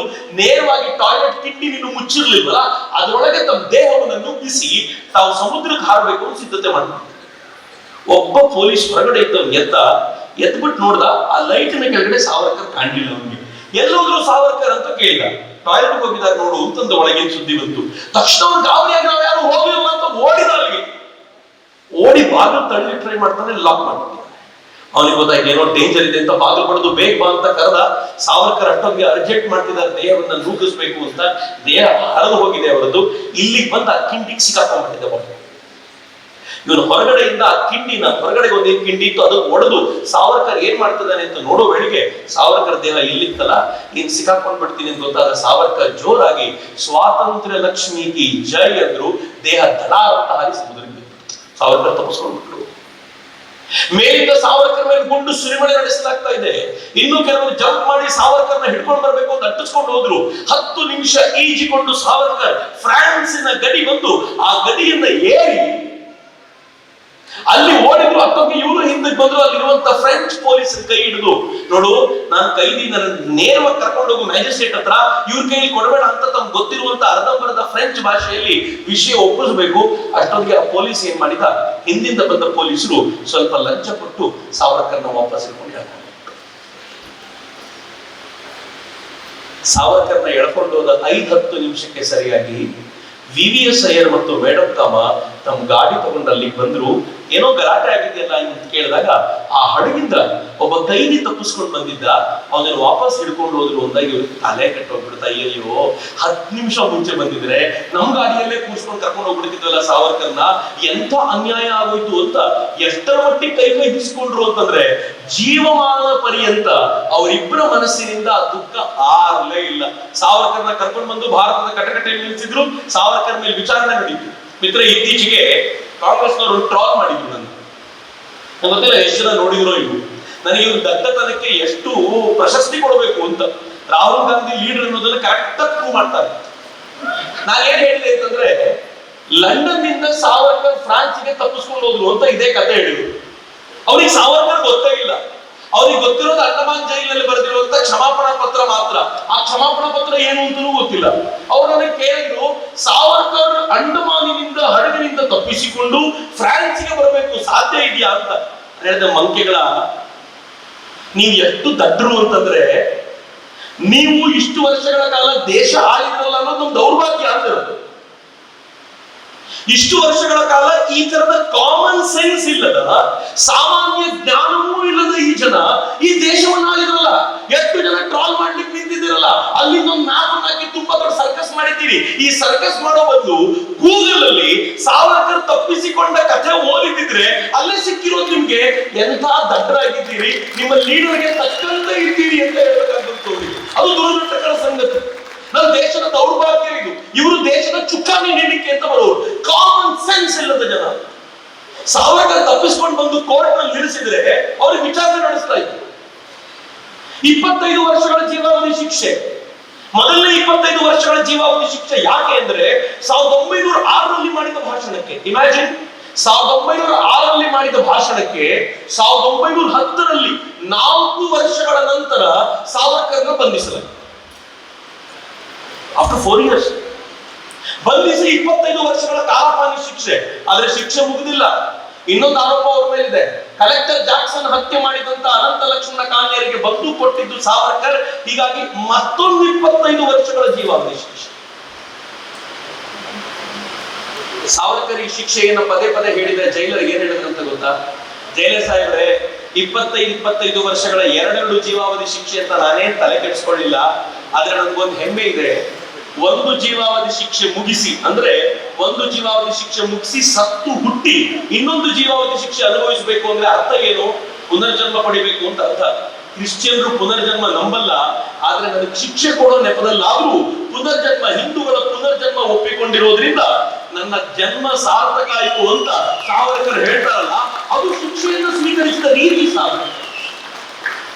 ಚಲನಲ್ಲ ಹೊಡಗಿನಲ್ಲಿ ತುಂಬಿಕೊಂಡು ಬರ್ಲಾಯ್ತು ಸಾವರ್ಕರ್ನ. 45 ಜನ ಕೂತ್ಕೊಳ್ಳೋ ಜಾಗದಲ್ಲಿ 200 ಜನ ತುಂಬಿ ಬಿಟ್ಟಿದ್ದಾರೆ. ಸಾವರ್ಕರ್ ಅಂತ ಸ್ವಾತಂತ್ರ್ಯ ಹೋರಾಟಗಾರರು ಅಂತವರನ್ನ ಕ್ಯಾಟಗರಿ ಬಿ ನಲ್ಲಿ ಇಡ್ತಾ ಇದ್ರು. ಆದ್ರೆ ಸಾವರ್ಕರ್ನ ಮಾತ್ರ ಕ್ಯಾಟಗರಿ ಡಿ ನಲ್ಲಿ ಇಡಲಾಯಿತು. ಯಾಕೆ ಅಂತಂದ್ರೆ ಸಾವರ್ಕರ್ ಡೇಂಜರ್ ಅನ್ನೋ ಕಾರಣ. ಬೇರೆ ಎಲ್ಲ ರಾಜಕೀಯ ಕೈದಿಗಳನ್ನ ಕ್ಯಾಟಗರಿ ಬಿ ನಲ್ಲಿ ಇಡಲಾಗಿದೆ. ಸಾವರ್ಕರ್ ಒಳಗ್ ಬಂದ ತಕ್ಷಣ ಬ್ಯಾರಿ ಒಂದು ಪ್ರಶ್ನೆ ಕೇಳ್ತಾನೆ, ಜೈಲರ್ ಒಂದು ಪ್ರಶ್ನೆ ಕೇಳ್ತಾನೆ, ಬಹಳ ಡೇಂಜರಸ್ ಜೈಲರ್. ಆ ಜೈಲರ್ ಏನ್ ಪ್ರಶ್ನೆ ಕೇಳ್ತಾನೆ ಗೊತ್ತಾ? ಲೇ ಸಾವರ್ಕರ್, ನಮ್ಮ ಪರಮ ದಯಾಳು ಸರ್ಕಾರ 1960ರಲ್ಲಿ ಬಿಟ್ಟೇ ಬಿಡುತ್ತೆ, ಟೆನ್ಷನ್ ಮಾಡ್ಕೋಬೇಡ ಅಂತ. ಅಂದ್ರೆ 60ರಲ್ಲಿ ಬಿಡಬಹುದು, ಬಿಡದೇನೂ ಇರ್ಬೋದು, ಇದು ಕಂಟಿನ್ಯೂ ಆಗ್ಬೋದು, ಹುಷಾರಾಗಿದ್ದು ಅಂತ. ಸಾವರ್ಕರ್ ಉತ್ತರ ಏನಿತ್ತು ಗೊತ್ತಾ? ಸಾವರ್ಕರ್ ಹೇಳ್ತಾರೆ, ಲೋ ಬ್ಯಾರಿ, ಅಲ್ಲಿವರೆಗೂ ನಿಮ್ ಗವರ್ಮೆಂಟ್ ಇರುತ್ತೆ ಅಂತ ಗ್ಯಾರಂಟಿ ಇದೆಯಾ ನಿನಗೆ? ಅದು ಸಾವರ್ಕರ್ ಕಡಕೋತನ. ಬ್ಯಾರಿ ಗಾಬರಿ ಒಂದು ಕಡೆ ಮಾತಾಡೋದಿಲ್ಲ.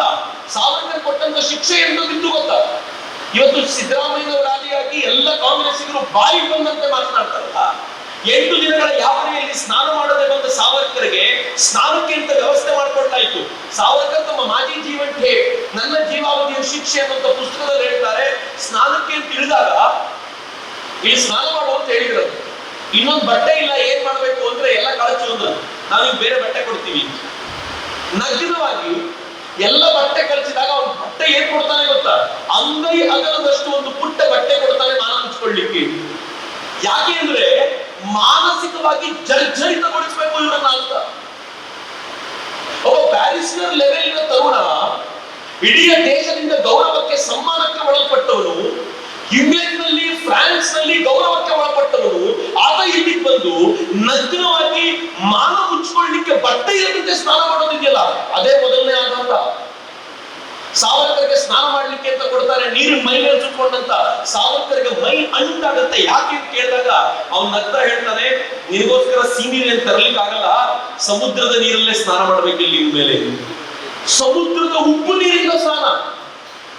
ಸಾವರ್ಕರ್ಗೆ ಅಂತ ಕೋಣೆ 13.5 ಅಡಿ ಉದ್ದ, 7.5 ಅಡಿ ಅಗಲದ ಕೋಣೆ, ಸೆಲ್ಯುಲಾರ್ ಜೈಲ್ ಅಂತ ಕರೀತಾರೆ ಅದನ್ನ. ಯಾಕಂದ್ರೆ ಬ್ಯಾರಕ್ಗಳಿಲ್ಲ, ಜೈಲು ಸೆಲ್ಗಳಿವೆ. ಸಾವರ್ಕರ್ಗೆ ಯಾರಾದ್ರೂ ಅಂಡಮಾನಿಗೆ ಹೋಗಿಲ್ಲ ಅಂತಂದ್ರೆ ಈ ಅವಕಾಶವನ್ನ ಬಳಸ್ಕೊಳ್ಳಿ, ಒಮ್ಮೆ ಆದ್ರೂ ಅಂಡಮಾನ್ ಜೈಲನ್ನ ನೋಡ್ಕೊಂಡು ಬನ್ನಿ ಜೀವನದಲ್ಲಿ. ಸಾವರ್ಕರ್ ಇದ್ದಂತ ಜೈಲನ್ನು ನೋಡಿದ್ರೆ ನೀವು ಗಾಬರಿ ಆಗ್ಬಿಡ್ತೀರಾ. ಆ ಜೈಲು ಕೊನೆ ಜೈಲು, ಅಲ್ಲಿಂದ ಆಚೆಗೆ ಇನ್ಯಾರೋ ಮಾತಾಡ್ಲಿಕ್ಕೆ ಆಗಲ್ಲ. ಅವರಿಗೆ ಅನೇಕ ದಿನಗಳ ಕಾಲ ತನ್ನ ಪಕ್ಕದಲ್ಲಿ ಯಾರಿರ್ತಾರೆ ಅಂತ ಗೊತ್ತಾಗಲ್ಲ, ಆ ತರದ ಸ್ಥಿತಿಯಲ್ಲಿ ಇರಿಸಲಾಗಿದೆ. ಸಾವರ್ಕರ್ ಹೋದ 2 ದಿನದಲ್ಲೇ ಸಾಲಿಟರಿ ಕನ್ಫೈನ್ಮೆಂಟ್ ತಳ್ಳಲಾಯಿತು. ಸಾಲಿಟರಿ ಕನ್ಫೈನ್ಮೆಂಟ್ ಅಂದ್ರೆ ಏನ್ ಗೊತ್ತಾ? ಕತ್ತಲ ಕೋಣೆಗೆ ತಳ್ಳಿಬಿಡ್ತಾರೆ. ಅಲ್ಲಿ ಯಾರ ಜೊತೆ ಸಂಪರ್ಕ ಇಲ್ಲ. ಅವರನ್ನು ಒಳಗೆ ಕೂಡ ಹಾಕಿ ಊಟ ತಿಂಡಿ ಅಲ್ಲೇ ಕೊಡ್ತಾರೆ, ಕೆಲಸ ಮಾಡ್ಲಿಕ್ಕೆ ಬೇಕಾಗಿರುವ ವ್ಯವಸ್ಥೆನ ಅಲ್ಲೇ ಮಾಡ್ತಾರೆ, ಯಾರ ಜೊತೆ ಮಾತನಾಡುವಂತಿಲ್ಲ. ಕರೋನಾ ಟೈಮ್ ನಲ್ಲಿ 2 ತಿಂಗಳ ಕಾಲ ಒಳಗಡೆ ಕೂಡ ಹಾಕಿದ್ರಲ್ಲ ನಮ್ಮನ್ನ. ಒಳಗಡೆ ಕೂಡ ಹಾಕಿದಾಗ ಫ್ಯಾಮಿಲಿ ಇತ್ತು, ನೆಟ್ಫ್ಲಿಕ್ಸ್ ಇತ್ತು, ಅಮೆಜಾನ್ ಪ್ರೈಮ್ ಇತ್ತು, ಮೊಬೈಲ್ ಇತ್ತು, ವಿಡಿಯೋ ಕಾಲಿಂಗ್ ಫೆಸಿಲಿಟಿ ಇತ್ತು, ಎಲ್ಲವೂ ಇತ್ತು. ಆದ್ರೆ 2 ತಿಂಗಳು 3 ತಿಂಗಳು ಆಗುವವರೆಗೆ ತಲೆ ಹುಚ್ಚಿಡಿತು ನಮ್ಮ ಅನೇಕರಿಗೆ. ಅನೇಕರು ಬೇರೆ ಬೇರೆ ನೆಪ ಹೇಳ್ಕೊಂಡು ಬೀದಿಗೆ ಬರ್ತಿದ್ರು, ಪೊಲೀಸ್ ಹತ್ರ ಏಟ್ ತಿನ್ಕೊಂಡು ವಾಪಸ್ ಹೋಗ್ತಿದ್ರು. ಬರೋ ಅಗತ್ಯ ಇರ್ಲಿಲ್ಲ ಅವರಿಗೆ, ಅವರು ಬರ್ತಿದ್ರು, ಒಳಗಡೆ ಕೂತ್ಕೊಳ್ಳಿಕ್ಕೆ ಆಗ್ತಿಲ್ಲ ಅಂತ.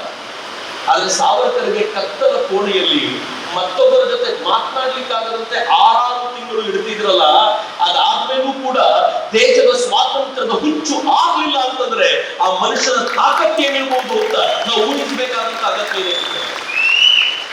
ಕೊಡ್ತಾ ಇದ್ದ ಶಿಕ್ಷೆ ಎಂತದ್ದು ಗೊತ್ತಾ? ತೆಂಗಿನ ಸಿಪ್ಪೆಯನ್ನು ಸುಂದು ಕೊಡ್ತಿದ್ರು, ಅದರ ನಾರನ್ನ ತೆಗೆದು ಅದನ್ನು ಹೊಸದು ಹಗ್ಗ ಮಾಡಬೇಕಿತ್ತು. ಪ್ರತಿನಿತ್ಯ 3 ಪೌಂಡ್ ಹಗ್ಗ ತೆಗಿಬೇಕಿತ್ತು. ತೆಗೆಯೋದ್ರಲ್ಲಿ ಸೋತ್ರೆ ರಾತ್ರಿ ಇಡೀ ನಿಂತ್ಕೊಂಡಿರುವಂತ ಶಿಕ್ಷೆ, ಗೋಡೆಗೆ ಹಾಕಿರುವಂತ ಬೇಡಿಗಳಿಗೆ ಅವ್ರ ಕೈಯನ್ನು ತಾಕಿಸಿ ನಿಲ್ಲಿಸ್ಬಿಡ್ತಿದ್ರು. ರಾತ್ರಿ ಇಡೀ ನಿಂತಿರ್ಬೇಕು. ಹಗ್ಗ ಹೊಸೆಯೋ ಕೆಲಸ ಮುಗಿದ ನಂತರ ಅದರಲ್ಲಿ ಎಕ್ಸ್ಪರ್ಟ್ ಆಗಿದ್ದಾರೆ ಅಂತ ಗೊತ್ತಾದ್ಮೇಲೆ ಸಾವರ್ಕರ್ಗೆ ಗಾಣ ಸುತ್ತುವ ಕೆಲಸ ಕೊಡ್ಲಾಯ್ತು. ತೆಂಗಿನಕಾಯಿಯನ್ನ ತೆಗೆದು ಅದನ್ನ ಚೂರು ಮಾಡಿ ಗಾಣಕ್ಕೆ ಹಾಕಿರ್ಲಾಗ್ತಿತ್ತು. ಬೆಳಿಗ್ಗೆ 6 ಗಂಟೆಗೆ ಗಾಣ ಸುತ್ತುವ ಕೆಲಸ ಶುರುವಾದ್ರೆ 30 ಪೌಂಡ್ ಎಣ್ಣೆ ತೆಗೆಯುವವರೆಗೂ, ಅಂದ್ರೆ ಕೆಲವೊಮ್ಮೆ ರಾತ್ರಿ 10 ಗಂಟೆವರೆಗೂ ಗಾಣ ಸುತ್ತೋದೇ ಕೆಲಸ ಆಗ್ತಿತ್ತು. ಬೇರೆ ಶಿಕ್ಷೆ ಇದ್ದವರಿಗೆ ಮಧ್ಯ ಊಟ ಮಾಡ್ಲಿಕ್ಕೆ 2 ಗಂಟೆ ಟೈಮ್ ಆದ್ರೂ ಇರ್ತಿತ್ತು. ಗಾಣ ಸುತ್ತುವ ಶಿಕ್ಷೆ ಪಡೆದವರಿಗೆ ಆ ಟೈಮೂ ಇಲ್ಲ. ಯಾಕೆ ಅಂದ್ರೆ 30 ಪೌಂಡ್ ಎಣ್ಣೆ ಕಂಪ್ಲೀಟ್ ಆಗಬೇಕು ಅಂತಂದ್ರೆ ಮಧ್ಯ ಗ್ಯಾಪ್ ಕೊಡುವಂತಿರ್ಲಿಲ್ಲ. ಪ್ರತಿ 2 ಗಂಟೆಗೊಮ್ಮೆ ಗಾಣ ಸುತ್ತುವವರಿಗೆ ಉಪಕಾರ ಮಾಡ್ತಾ ಇದ್ದಿದೆ ಏನ್ ಗೊತ್ತಾ? 2 ಲೋಟ ನೀರು ಕೊಡ್ತಾ ಇದ್ದೆ. ಗಾಣ ಸುತ್ತುವಾಗ ಲಾಠಿಯಿಂದ ಬಾರಿಸ್ತಿದ್ದ. ಯಾರಿಗಿರಿ? ಬ್ಯಾರಿಸ್ಟರು, ಆರ್ಡಿನರಿ ಮನುಷ್ಯ ಅಲ್ಲ. ಆತ ಬರೆದಿರುವಂತಹ ಪುಸ್ತಕಗಳು ಸಾವಿರ ಸಂಖ್ಯೆಗಳಲ್ಲಿ ಸೇಲ್ ಆಗ್ತಿತ್ತು. ಆತನ ಒಂದು ಕವನವನ್ನ ಓದಲಿಕ್ಕೆ ಲಕ್ಷಾಂತರ ಜನ ತುದಿಗಾಲಲ್ಲಿ ನಿಂತಿಟ್ಟಿದ್ರು. ಆತನಿಗೆ ಕೊಡ್ತಾ ಇದ್ದ ಶಿಕ್ಷೆ ಇದು. ಏನ್ ರೀಸನ್? ಆತನಿಗೆ ಶಿಕ್ಷೆ ಕೊಟ್ಟಿದ್ದನ್ನು ಮಾಡಿದ ಭಾಷಣಕ್ಕೆ ಈವನಿಗೆ ಕಟ್ಟಿದ ಶಿಕ್ಷೆ. ಸಾವರ್ಕರ್ ಒಳಗೆ ಬಂದ ಕೆಲವೇ ದಿನಗಳಲ್ಲಿ ಪೆಟಿಷನ್ ಬರೆದ್ರು. ಪೆಟಿಷನ್ ಏನ್ ಬರೆದ್ರು ಗೊತ್ತಾ? ಆ ಪೆಟಿಷನ್ ಹೇಳಿದ್ರು, ನನ್ನ ಡಿ ಕ್ಯಾಟಗರಿ ಹಾಕಿದ್ದೀರಿ, ಬಿ ಕ್ಯಾಟಗರಿ ಇಡಬೇಕು, ನನ್ನ ರಾಜಕೀಯ ಕೈದಿ, ಈ ಕ್ಯಾಟಗರಿ ಇಡೋದು ಬಿಟ್ಟು ಈ ಕ್ಯಾಟಗರಿಗೆ ಯಾಕೆ ಇಟ್ಟಿದ್ದೀರಿ, ಇನ್ನಾದ್ರೂ ಈ ಕ್ಯಾಟಗರಿ ಇಡಿ ಅಂತ. ಈ ಪೆಟಿಷನ್ ಅನ್ನೋದನ್ನ ಮರ್ಸಿ ಪೆಟಿಷನ್ ಅಂತ ಇವ್ರು ಕರೆದಿರೋದು. ಅದು ಮರ್ಸಿ ಪೆಟಿಷನ್ ಅಲ್ಲ, ಪೆಟಿಷನ್ ಅಂತ ಕರೀತಾರೆ. ಅದಕ್ಕೆ ಯಾಕೆ ಅಂತಂದ್ರೆ ಪ್ರತಿಯೊಬ್ಬ ಕೈದಿಗೂ ಅದು ಸರ್ಕಾರವೇ ಕೊಟ್ಟಂತ ಅಧಿಕಾರ. ಅವ್ರ ಪೆಟಿಷನ್ ಗಳನ್ನ ಬರೆದು ಸರ್ಕಾರಕ್ಕೆ ಇಂಥದ್ದನ್ನು ಮಾಡಿಕೊಡಿ ಅಂತ ಕೇಳ್ಕೊಳ್ಳಿಕ್ಕಿರುವ ಅಧಿಕಾರ. ಕೋರ್ಟಿನ ಕಟಕಟೆಯಲ್ಲಿ ನಿಂತ್ಕೊಂಡು ಯಾರಾದ್ರೂ ಒಬ್ಬ ಕೈದಿ ತಾನು ಇಂಥದ್ದು ಮಾಡಲಿಲ್ಲ, ನನ್ನನ್ನು ಕಾಪಾಡಿ, ನನ್ನ ಉಳಿಸಿ ಅಂತ ಕೇಳಿದ್ರೆ ಮರ್ಸಿ ಅಲ್ಲ, ಅದು ತನ್ನ ಪರವಾಗಿ ವಾದ ಮಾಡ್ತಾ ಇರೋದು. ಸಾವರ್ಕರ್ ತನ್ನ ಪರವಾಗಿ ವಾದ ಮಾಡಿಕೊಂಡು ತನಗೆ ಬೇಕಾಗಿರೋದನ್ನು ಒದಗಿಸಿಕೊಡಿ ಅಂತ ಕೇಳ್ಕೊಳ್ತಾರೆ. ಎರಡನೇ ಲೆಟರ್ ಬರೆದ್ರು 1912 ಅಲ್ಲಿ. 1911 ಮೊದಲನೇ ಲೆಟರ್ ಹೋದ 2 ತಿಂಗಳಲ್ಲಿ, 1912 ಅಲ್ಲಿ ಎರಡನೇ ಲೆಟರ್ ಬರೆದ್ರು. ಎರಡನೇ ಲೆಟರ್ ಬರೆದಾಗ ಹೇಳಿದ್ರು, ನನಗೆ ತುಂಬಾ ಬದಲಾಗಿದ್ದೀನಿ, 1 ವರ್ಷದ ಶಿಕ್ಷೆ ಆಗಿತ್ತು, ಈ ಶಿಕ್ಷೆ ಅನುಭವಿಸಿಕೊಂಡು ಈ ಕಾಲ ಕಳೆಯೋಕ್ಕಿಂತ ಭಾರತಕ್ಕೆ ವಾಪಸ್ ಹೋದ್ರೆ ಕ್ರಾಂತಿಕಾರ್ಯವನ್ನು ಮುಂದುವರಿಸಬಹುದು ಅನ್ನುವಂತ ಪ್ರಜ್ಞೆ ಅವರಲ್ಲಿ ಇತ್ತು.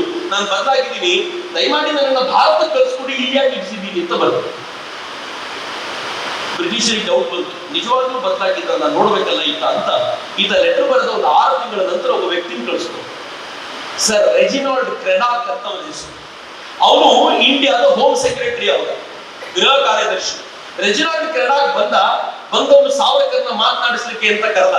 ಸಿದ್ದರಾಮಯ್ಯವರಿಗೆ ಪ್ರಶ್ನೆ ಕೇಳಬೇಕು, ಸಿಕ್ಕಿದಾಗ ಎಲ್ಲಾದ್ರೂ ಸಿಕ್ಕಿದ್ರೆ ಕೇಳಿ, ಕ್ಷಮಾಪಣಾ ಪತ್ರ ಅಂತಂದ್ರಲ್ಲಪ್ಪ ಇದಕ್ಕೆ ಉತ್ತರ ಕೊಡು ಅಂತ ಕೇಳಿ. ಏನು ವಾತಾವರಣ ನಡೀತು ಗೊತ್ತಾ? ಅವ್ನು ಬಂದ ತಕ್ಷಣ ಸಾವರ್ಕರ್ ಹೇಳಿದ್ರು, ಬಹಳ ಸುಧಾರಣೆಯ ವಾತಾವರಣ ಭಾರತದಲ್ಲಿ ನಡೆದಿದೆ, ಈ ಸುಧಾರಣೆಯ ಸಂದರ್ಭದಲ್ಲಿ ಬದಲಾಗಿರುವ ನಮ್ಮಂತ ಕ್ರಾಂತಿಕಾರಿಗಳನ್ನೂ ಕೂಡ ನೀವು ಬಿಟ್ರೆ ಬಹಳ ದೊಡ್ಡ ಉಪಕಾರ ಆಗುತ್ತೆ ಎಂದ್ರು ಸಾವರ್ಕರ್ ಮೊದಲು ಅವರಿಗೆ.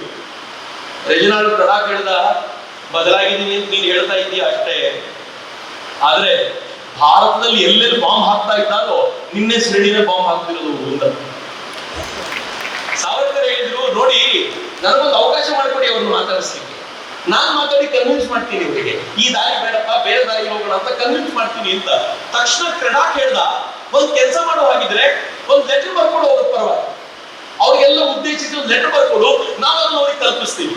ಸಾವರ್ಕರ್ ಅಂದ್ರು, ನಿಮ್ಮ ಥ್ರೂ ಬರೆಯಲ್ಲ, ನೇರವಾಗಿ ನಮ್ಮ ಹುಡುಗರ ಜೊತೆ ನಾನೇ ಮಾತಾಡ್ತೀನಿ, ನಿಮ್ಗೆ ನಿಮ್ಮ ಮೂಲಕ ಯಾಕೆ ಬರೀಲಿ ಅಂತ ಸಾವರ್ಕರ್ ಅಂದ್ರು. ಇವನಿಗೆ ಗೊತ್ತಾಯ್ತು, ಖಡಕ್ ಆಗಿದ ಈ ಮನುಷ್ಯ ಒಂಚೂರು ಬದಲಾಗಿಲ್ಲ ಅಂತ. ಮುಂದೆ ಏನ್ ಕೇಳ್ದ ಅವನು ಅಂತಂದ್ರೆ, ಸಾವರ್ಕರ್ ನಮ್ಮ ಜಾಗದಲ್ಲಿ ರಷ್ಯನ್ಸ್ ಇರ್ಬೇಕಿತ್ತು, ಗೊತ್ತಾಗ್ತಿತ್ತು ನಿನಗೆ ಅಂತ. ಅಂದ್ರೆ ಸರಿಯಾಗಿ ಬಡಿದಿದ್ರು ನಿಮ್ಗೆ, ನಾವು ಚೆನ್ನಾಗಿ ನೋಡ್ಕೊಂಡಿದೀವಿ ಅಂತ ಆತರದ್ದು. ತಕ್ಷಣ ಸಾವರ್ಕರ್ ಹೇಳಿದ್ರು, ಮೊಘಲರನ್ನ ಬಡಿದು ಹೆಂಗೆ ಮರಾಠರು ಭಾರತವನ್ನ ಕಿತ್ಕೊಂಡ್ರು ಹಂಗೆ ರಷ್ಯನ್ರಿಂದನೂ ಕಿತ್ಕೊಂಡಿರ್ತಿದ್ವಿ, ನಾವೇನ್ ಸುಮ್ಮನಿರ್ತಿರ್ಲಿಲ್ಲ ಅಂತ ಸಾವರ್ಕರ್. ಅದು ನೆಪಕ್ಕೆ ರಷ್ಯನ್ರು ಹೇಳಿದ್ದು ಬ್ರಿಟಿಷರಿಗೆ, ಈಗ ನೀವಿದ್ದೀರಲ್ಲ ನಿಮ್ಮನ್ನು ಬಡದೇ ಕಿತ್ಕೋತೀವಿ ನಾವು ಅಂತ. ಸಾವರ್ಕರ್ ಹೇಳಿದ ಮಾತು ಕೇಳಿ ಅವ್ರು ಮುಂದೆ ಏನೂ ಮಾತಾಡ್ಲಿಲ್ಲ, ಅಲ್ಲಿಂದ ಎದ್ದ.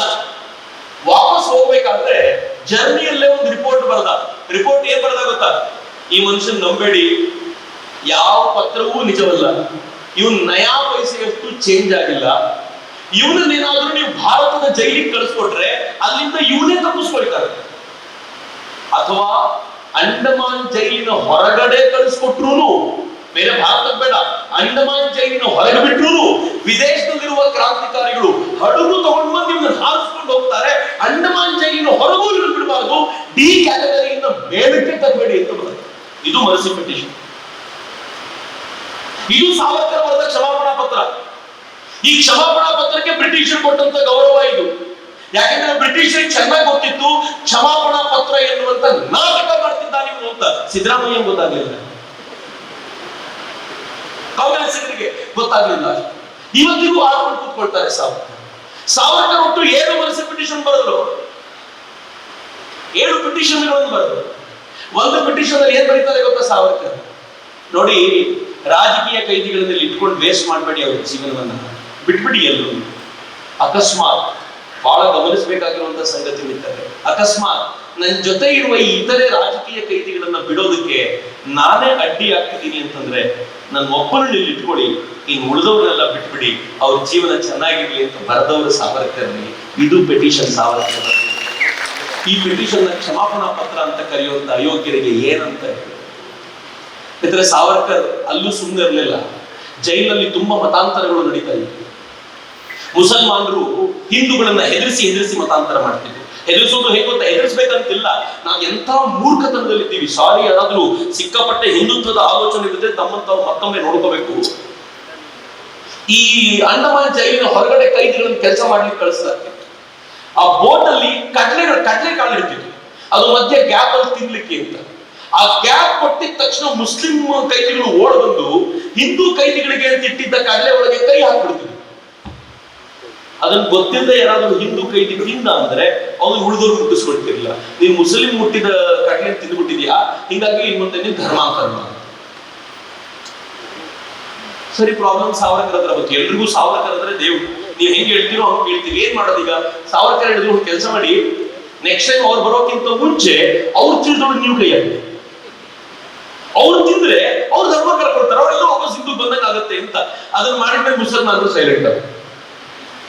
ಇದು ಉಲ್ಟಾ ಹೊಡಿತಾ ಇದೆ ನಮ್ಗೆ ಅಂತ ಅನೇಕರನ್ನ ಕನ್ವರ್ಟ್ ಮಾಡಿದ್ರು.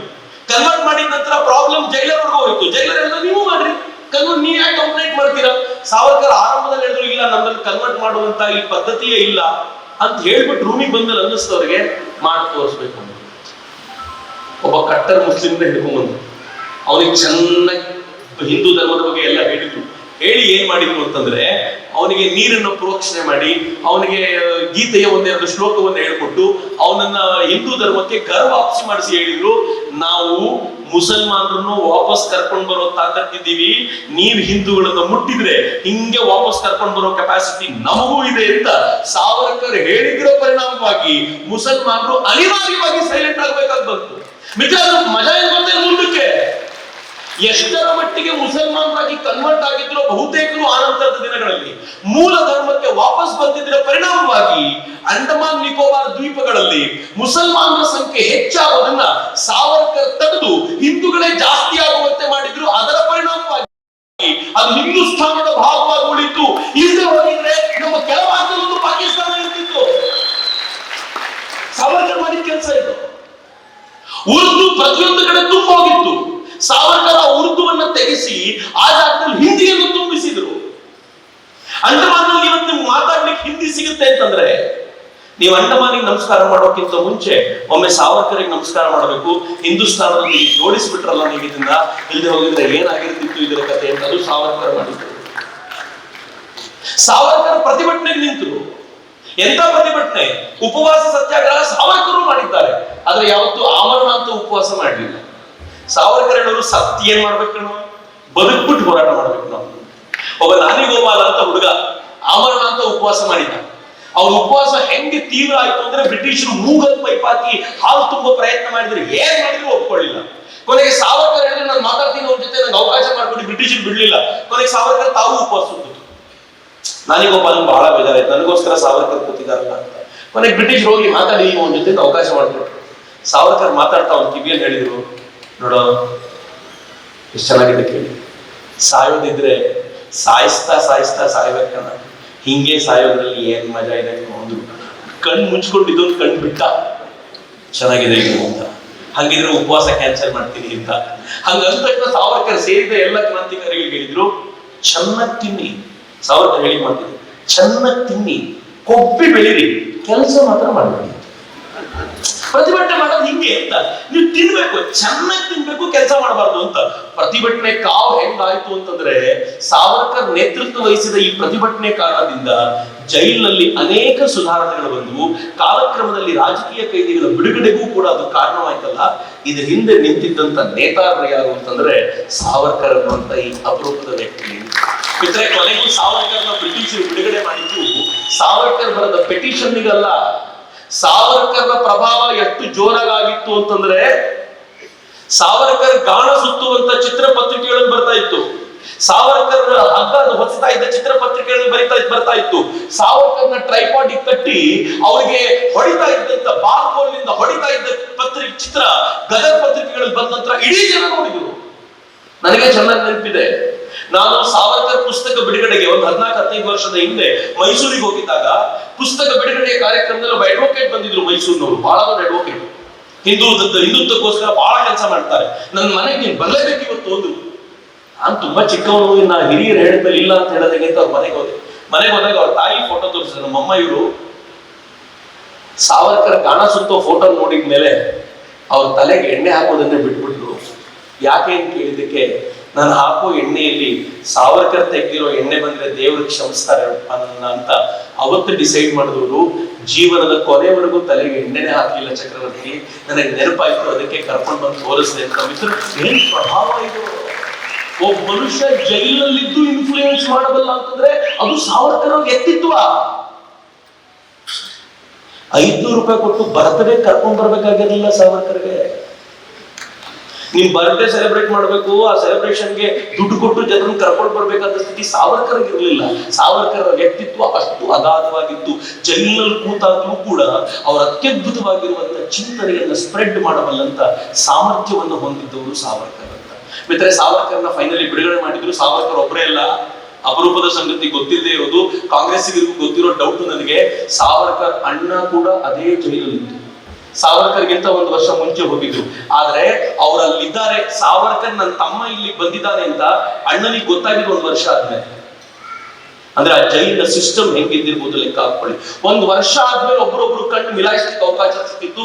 ಇಬ್ಬರನ್ನು ಆ ಜೈಲಿಂದ ಬಿಟ್ರು. ಒಂದು ಅಪರೂಪದ ಘಟನೆ ಆ ಟೈಮಲ್ಲಿ ನಡೀತು. ಆ ಜೈಲಲ್ಲಿ ಇಬ್ರು ಹೊರಡುವಾಗ ಎಲ್ಲ ಕೈದಿಗಳು ಸಾವರ್ಕರ್ಗೆ ಅವ್ರ ಅಣ್ಣನಿಗೆ ಅಂತ ಗಿಫ್ಟ್ ತಗೊಂಡ್ಬಂದ್ರಂತೆ. ತಮ್ಮ ಕೈಯಲ್ಲಿರುವಷ್ಟು ಹಣ, ತಾವು ಮಾಡಬಹುದಾಗಿರುವಂತದ್ದು ಎಲ್ಲದರಿಂದ ಗಿಫ್ಟ್ ತಗೊಂಡ್ಬಂದು ಅವ್ರ ಸೆಲ್ ಪೂರ್ತಿ ತುಂಬೋಗಿತ್ತಂತೆ. ಅವರು ಗಾಡಿ ಹತ್ತಬೇಕಾದ್ರೆ ಎಲ್ಲ ಲೈನಲ್ಲಿ ನಿಂತಿದ್ರಲ್ಲ, ಸಾವರ್ಕರ್ಗೆ ಬೀಳ್ಕೊಡ್ಬೇಕು ಅಂತ. ಅಲ್ಲಿ ಎಂತ ಸ್ಟ್ರಿಕ್ಟ್ ರೂಲ್ ಅಂತಂದ್ರೆ, ಲೈನ್ ಮಿಸ್ ಮಾಡಿದ್ರೆ ಅವ್ರ ಶಿಕ್ಷೆ ಜಾಸ್ತಿ ಆಗುವಂತ ಚಾನ್ಸ್. ಅಂತದ್ರಲ್ಲಿ ಒಬ್ಬ ಕೈದಿ ಲೈನ್ ಮಿಸ್ ಮಾಡಿ ಓಡಿ ಬಂದು ತಾನು ಬೆಳಗ್ಗಿಂದ ಹುಡುಕಿದಂತ ಕಳ್ಳಿ ಹೂವಿನಲ್ಲಿ ಪೋಣಿಸಿದ್ದ ಹಾರವನ್ನ ಸಾವರ್ಕರ್ ಕುತ್ತಿಗೆಗೆ ಹಾಕಿ ಓಡೋಗ್ಬಿಟ್ಟು. ಸಾವರ್ಕರ್ ಹೇಳ್ತಾರೆ, ನನಗದಾದ್ಮೇಲೆ ಸಾವಿರ ಹಾರಗಳು ಬಿದ್ದವು, ಆದ್ರೆ ಅವತ್ತವನು ಹಾಕಿದ ಹಾರ ಇದೆಯಲ್ಲ ಅದ್ರ ಮುಂದೆ ಇದೆಲ್ಲವೂ ನಗಣ್ಯ ಅಂತ. ಏನ್ ಭಾವನೆ ಕೈದಿಗಳಿಗಿತ್ತು! ನಾವು ಆ ಕೈದಿಗಳಿಗಿಂತ ಕಡೆಯಾಗ್ತದೆ. ಏನ್ ದುರದೃಷ್ಟ! ಸಾವರ್ಕರ್ನ ಭಾರತಕ್ಕೆ ಕರ್ಕೊಂಡು ಬಂದ್ರೆ ಬಿಡುಗಡೆ ಅಲ್ಲ, ಅಂಡಮಾನಿನಿಂದ ಬಿಡುಗಡೆ ಅಷ್ಟೇ. ಅವ್ರನ್ನ ತಗೊಂಡ್ ಬಂದು ಜೈಲಲ್ಲಿ ಇಟ್ರು, ಇಲ್ಲೂ ಕೂಡ ರತ್ನಾಗಿರಿಯಲ್ಲಿ. ಆ ನಂತರವೂ ಕೂಡ ಬಿಟ್ಟಿದ್ ಯಾವಾಗ ಗೊತ್ತಾ? ರತ್ನಾಗಿರಿ ಜೈಲಿಂದ 1-1.5 ವರ್ಷ ಕಳೆದ ನಂತರ ಅವ್ರನ್ನ ಬಿಡುಗಡೆ ಮಾಡಲಾಯಿತು. ಕಂಡೀಷನ್ ಏನು? ರತ್ನಾಗಿರಿ ಜಿಲ್ಲೆಯಿಂದ ಆಚೆ ಬರಬಾರದು, ರತ್ನಾಗಿರಿ ಜಿಲ್ಲೆಯಲ್ಲೇ ಇರಬೇಕು, ರಾಜಕೀಯ ಚಟುವಟಿಕೆಗಳನ್ನ ಮಾಡಬಾರದು. ಸಾವರ್ಕರ್ ಆಯ್ತಪ್ಪ ಮೊದಲು ಬಿಡುಗಡೆ ಮಾಡಿ, ನಂಗೆ ಬಹಳ ಕೆಲಸ ಇದೆ, ಆಚೆ ಬಂದಿಲ್ಲ. ರತ್ನಾಗಿರಿ ಜಿಲ್ಲೆಯಿಂದ ಆಚೆ ಬಂದ ನಂಗೆ ಕೆಲವು ಕಾಂಗ್ರೆಸ್ಸಿಗರು ಪ್ರಶ್ನೆ ಮಾಡ್ತಾರೆ, ಜೈಲಿನಿಂದ ಆಚೆ ಬಂದ ಮೇಲೆ ಸಾವರ್ಕರ್ ಏನು ಸಾಧಿಸಿದ್ರು? ಎಲ್ಲ ಅಯೋಗ್ಯರ, ನಿಮ್ಮ ಎಲ್ಲ ಲೀಡರ್ಗಳಿಗೆ ದೇಶ ತಿರುಗಾಡುವಂತ ಅವಕಾಶ ಇತ್ತು. ಸಾವರ್ಕರ್ಗೆ ರತ್ನಾಗಿರಿ ಜಿಲ್ಲೆಯಿಂದ ಆಚೆ ಬರಬಾರದು ಅಂತ ಕಂಡೀಷನ್ ಹಾಕಿದ್ರು. ಯಾಕೆಂದ್ರೆ ಈ ಮನುಷ್ಯ ಆಚೆ ಓಡಾಡ್ಲಿಕ್ಕೆ ಶುರು ಮಾಡ್ಬಿಟ್ರೆ ಮತ್ತೊಂದು ಕ್ರಾಂತಿಯನ್ನೇ ಹುಟ್ಟು ಹಾಕ್ಬಿಡ್ತಾನೆ ಅನ್ನುವಂಥದ್ದು ಬ್ರಿಟಿಷರಿಗೆ ಗೊತ್ತಿತ್ತು. ಹೀಗಾಗಿ ಕೂಡ ಹಾಕಿದ್ರು ಅವರನ್ನಲ್ಲೂ ಕೂಡ. ಅವರು ಪೂರ್ಣ ಬಿಡುಗಡೆ ಆಗಿದ್ದು 1937 ನಲ್ಲಿ. 1910ರಲ್ಲಿ ಅಂಡಮಾನ್ ಜೈಲಿಗೆ ಹೋದ್ರು. ವಾಪಸ್ ಪೂರ್ಣ ಬಿಡುಗಡೆ ಆಗಿದ್ದು 1937ರಲ್ಲಿ. 27 ವರ್ಷಗಳ ಕಾಲ ಬಂಧನದಲ್ಲಿದ್ದವರು. ಏನ್ ಮಾಡಿದ್ರು ಅಂತ ಕೇಳ್ತಾರೆ. ಅದು ಸುಮ್ಮನಿರ್ಲಿಲ್ಲ.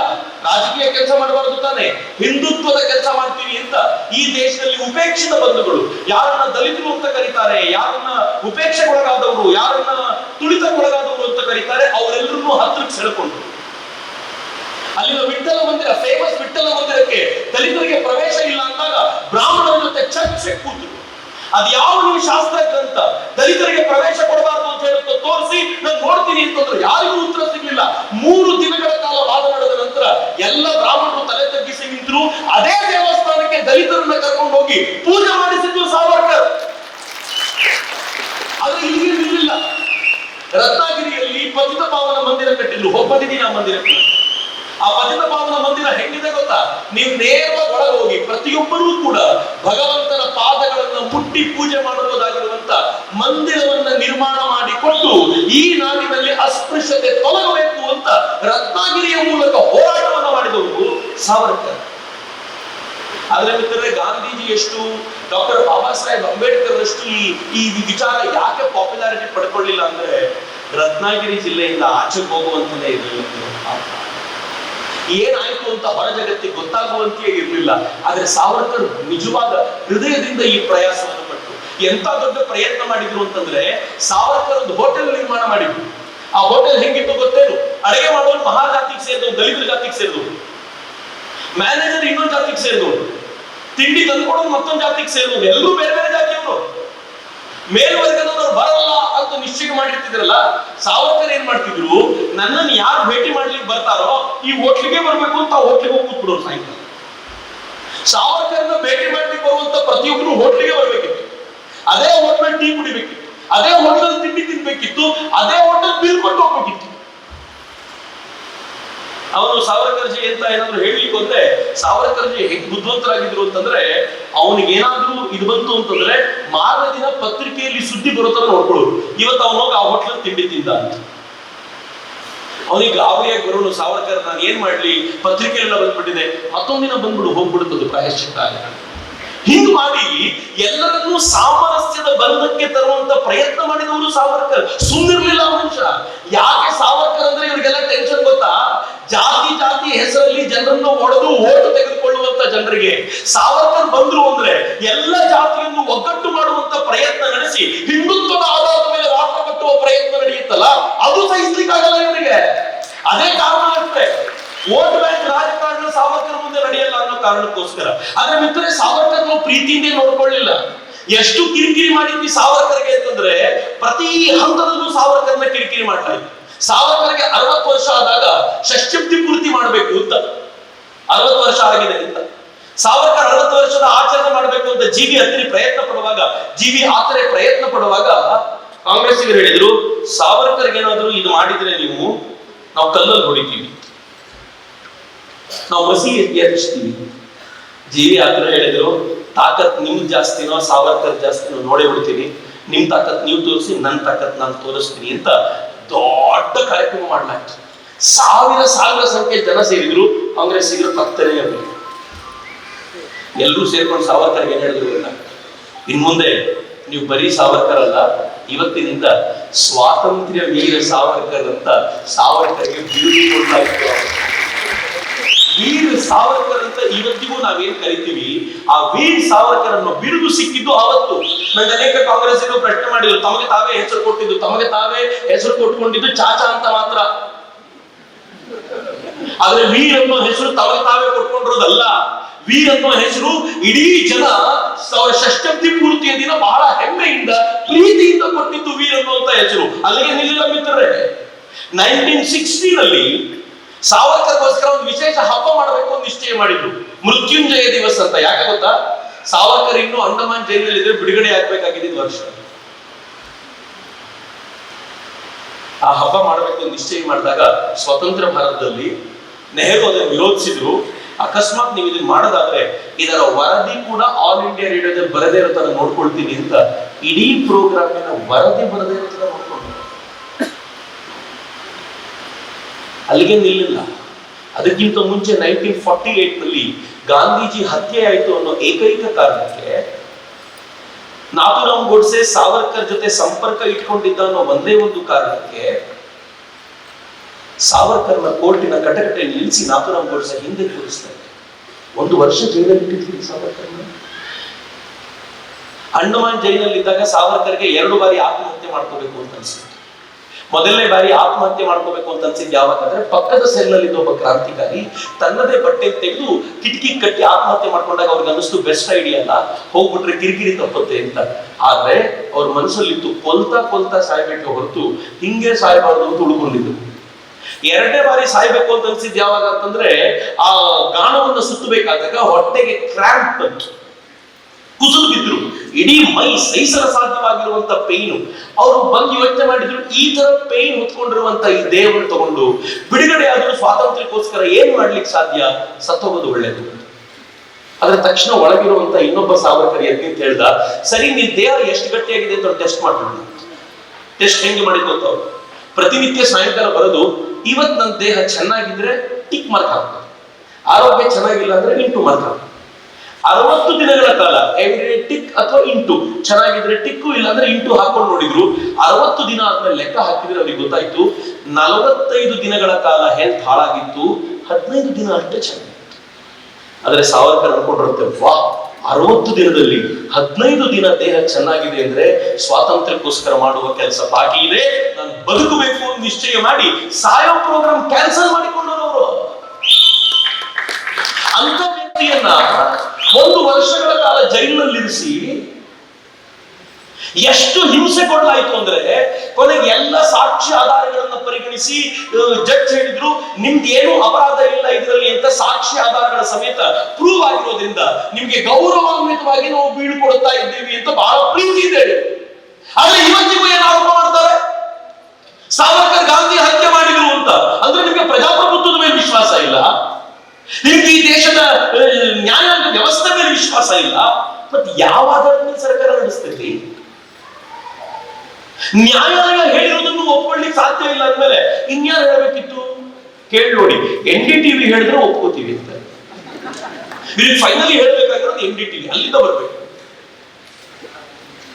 ಇದ್ರೆ ಸಾವರ್ಕರ್ ತಮ್ಮನಿಗೆ ಗಾಂಧಿ ಹತ್ಯೆ ಆದ್ಮೇಲೆ ಕಲ್ಲಿಂದ ಹೊಡೆದಿರ್ಬೇಕು. ಸಾವರ್ಕರ್ ತಮ್ಮನಿಗೆ ಕಲ್ಲಿಂದ ಏಟು ಬಿತ್ತಲ್ಲ, ಆ ಮನುಷ್ಯ ಹಾಸ್ಪಿಟಲ್ ಅಡ್ಮಿಟ್ ಮಾಡಿದ್ರು. ಅನೇಕ ದಿನಗಳ ಕಾಲ ಹಾಸ್ಪಿಟಲ್ ಇತ್ತು, ಕೋಮಾ ಹೋಗಿದ್ರು. ಕೊನೆಗೆ ಲಕ್ವ ಹೊಡಿತು, ಅಲ್ಲೇ ಪ್ರಾಣ ಬಿಟ್ಟರು. ಸಾವರ್ಕರ್ ಕೊನೆಗಾಲಕ್ಕೆ ಎಲ್ಲಿ ಬಂದ್ಬಿಟ್ಟಿತ್ತು ಅಂತಂದ್ರೆ, ಅವ್ರಿಗೊಂದು 80 ವರ್ಷ ತುಂಬು ಜೀವನ, 82ನೇ ವಯಸ್ಸಿನಲ್ಲಿ ಪ್ರಾಣ ಬಿಟ್ಟಿದ್ದವರು. ಒಂದಿನ ಮುಂಬೈನ ಬೀಚ್ ನಲ್ಲಿ ನಡ್ಕೊಂಡು ಹೋಗ್ಬೇಕಾದ್ರೆ, ಬೀಚ್ ನಲ್ಲಿ ಹೋಗ್ಬೇಕಿತ್ತು, ಸಮುದ್ರದ ಕಡೆ ಹೋಗ್ಬೇಕು. ಜೊತೆಲಿದ್ದವ್ರು ಕೇಳಿದ್ರು, ಏನ್ ಸಾವರ್ಕರ್ಜಿ ಹಿಂಗ್ ಹೋಗ್ತಿದ್ದೀರಾ ಅಂತ. ಸಾವರ್ಕರ್ ಹೇಳಿದ್ರು, ಹಿಂಗ್ ಬದುಕಿ ಉಪಯೋಗ ಇಲ್ಲ, ಸಾಯ್ಬೇಕು ಅಂತ ನಿಶ್ಚಯ ಮಾಡಿದ್ರು.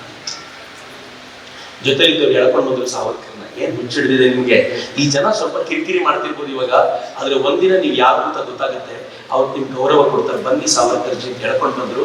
ಆದ್ರೆ ಸಾವರ್ಕರ್ ಮನೆಗೆ ಬಂದವರೇ ಅನ್ನ, ನೀರು, ಮಾತ್ರೆ ಅಥವಾ ಔಷಧಿಗಳನ್ನು ಬಿಟ್ಟು 22 ದಿನಗಳ ಕಾಲ ಪೂರ್ತಿ ನಿರಾಹಾರಿಗಳಾಗಿಯೇ ದೇಹವನ್ನು ಬಿಟ್ಟುಬಿಟ್ಟಂತ ಮಹಾಯೋಗಿಯಾಗಿ ನಿರ್ಮಾಣಗೊಂಡವರು ಸಾವರ್ಕರ್. ಹೀಗಾಗಿ ಸಾವರ್ಕರ್ ಜೀವನ 100% ಧ್ಯೇಯ ಜೀವನ. ಅಂತ ಧ್ಯೇಯ ಜೀವನವನ್ನು ನಡೆಸಿದ ಸಾವರ್ಕರ್ ತೀರ್ಕೊಂಡಲ್ಲ, ತೀರ್ಕೊಂಡ ಮೇಲಾದ್ರೂ ಬಿಟ್ಟು ಎಲ್ಲಿ? ಅಟಲ್ ಬಿಹಾರಿ ವಾಜಪೇಯಿ ಪ್ರಧಾನಮಂತ್ರಿ ಆಗಿದ್ದಾಗ ಸಾವರ್ಕರ್ದ ಒಂದು ಫೋಟೋನ ಸಂಸತ್ನಲ್ಲಿ ಅನಾವರಣ ಮಾಡಬೇಕು ಅಂತ ಆಯ್ತು.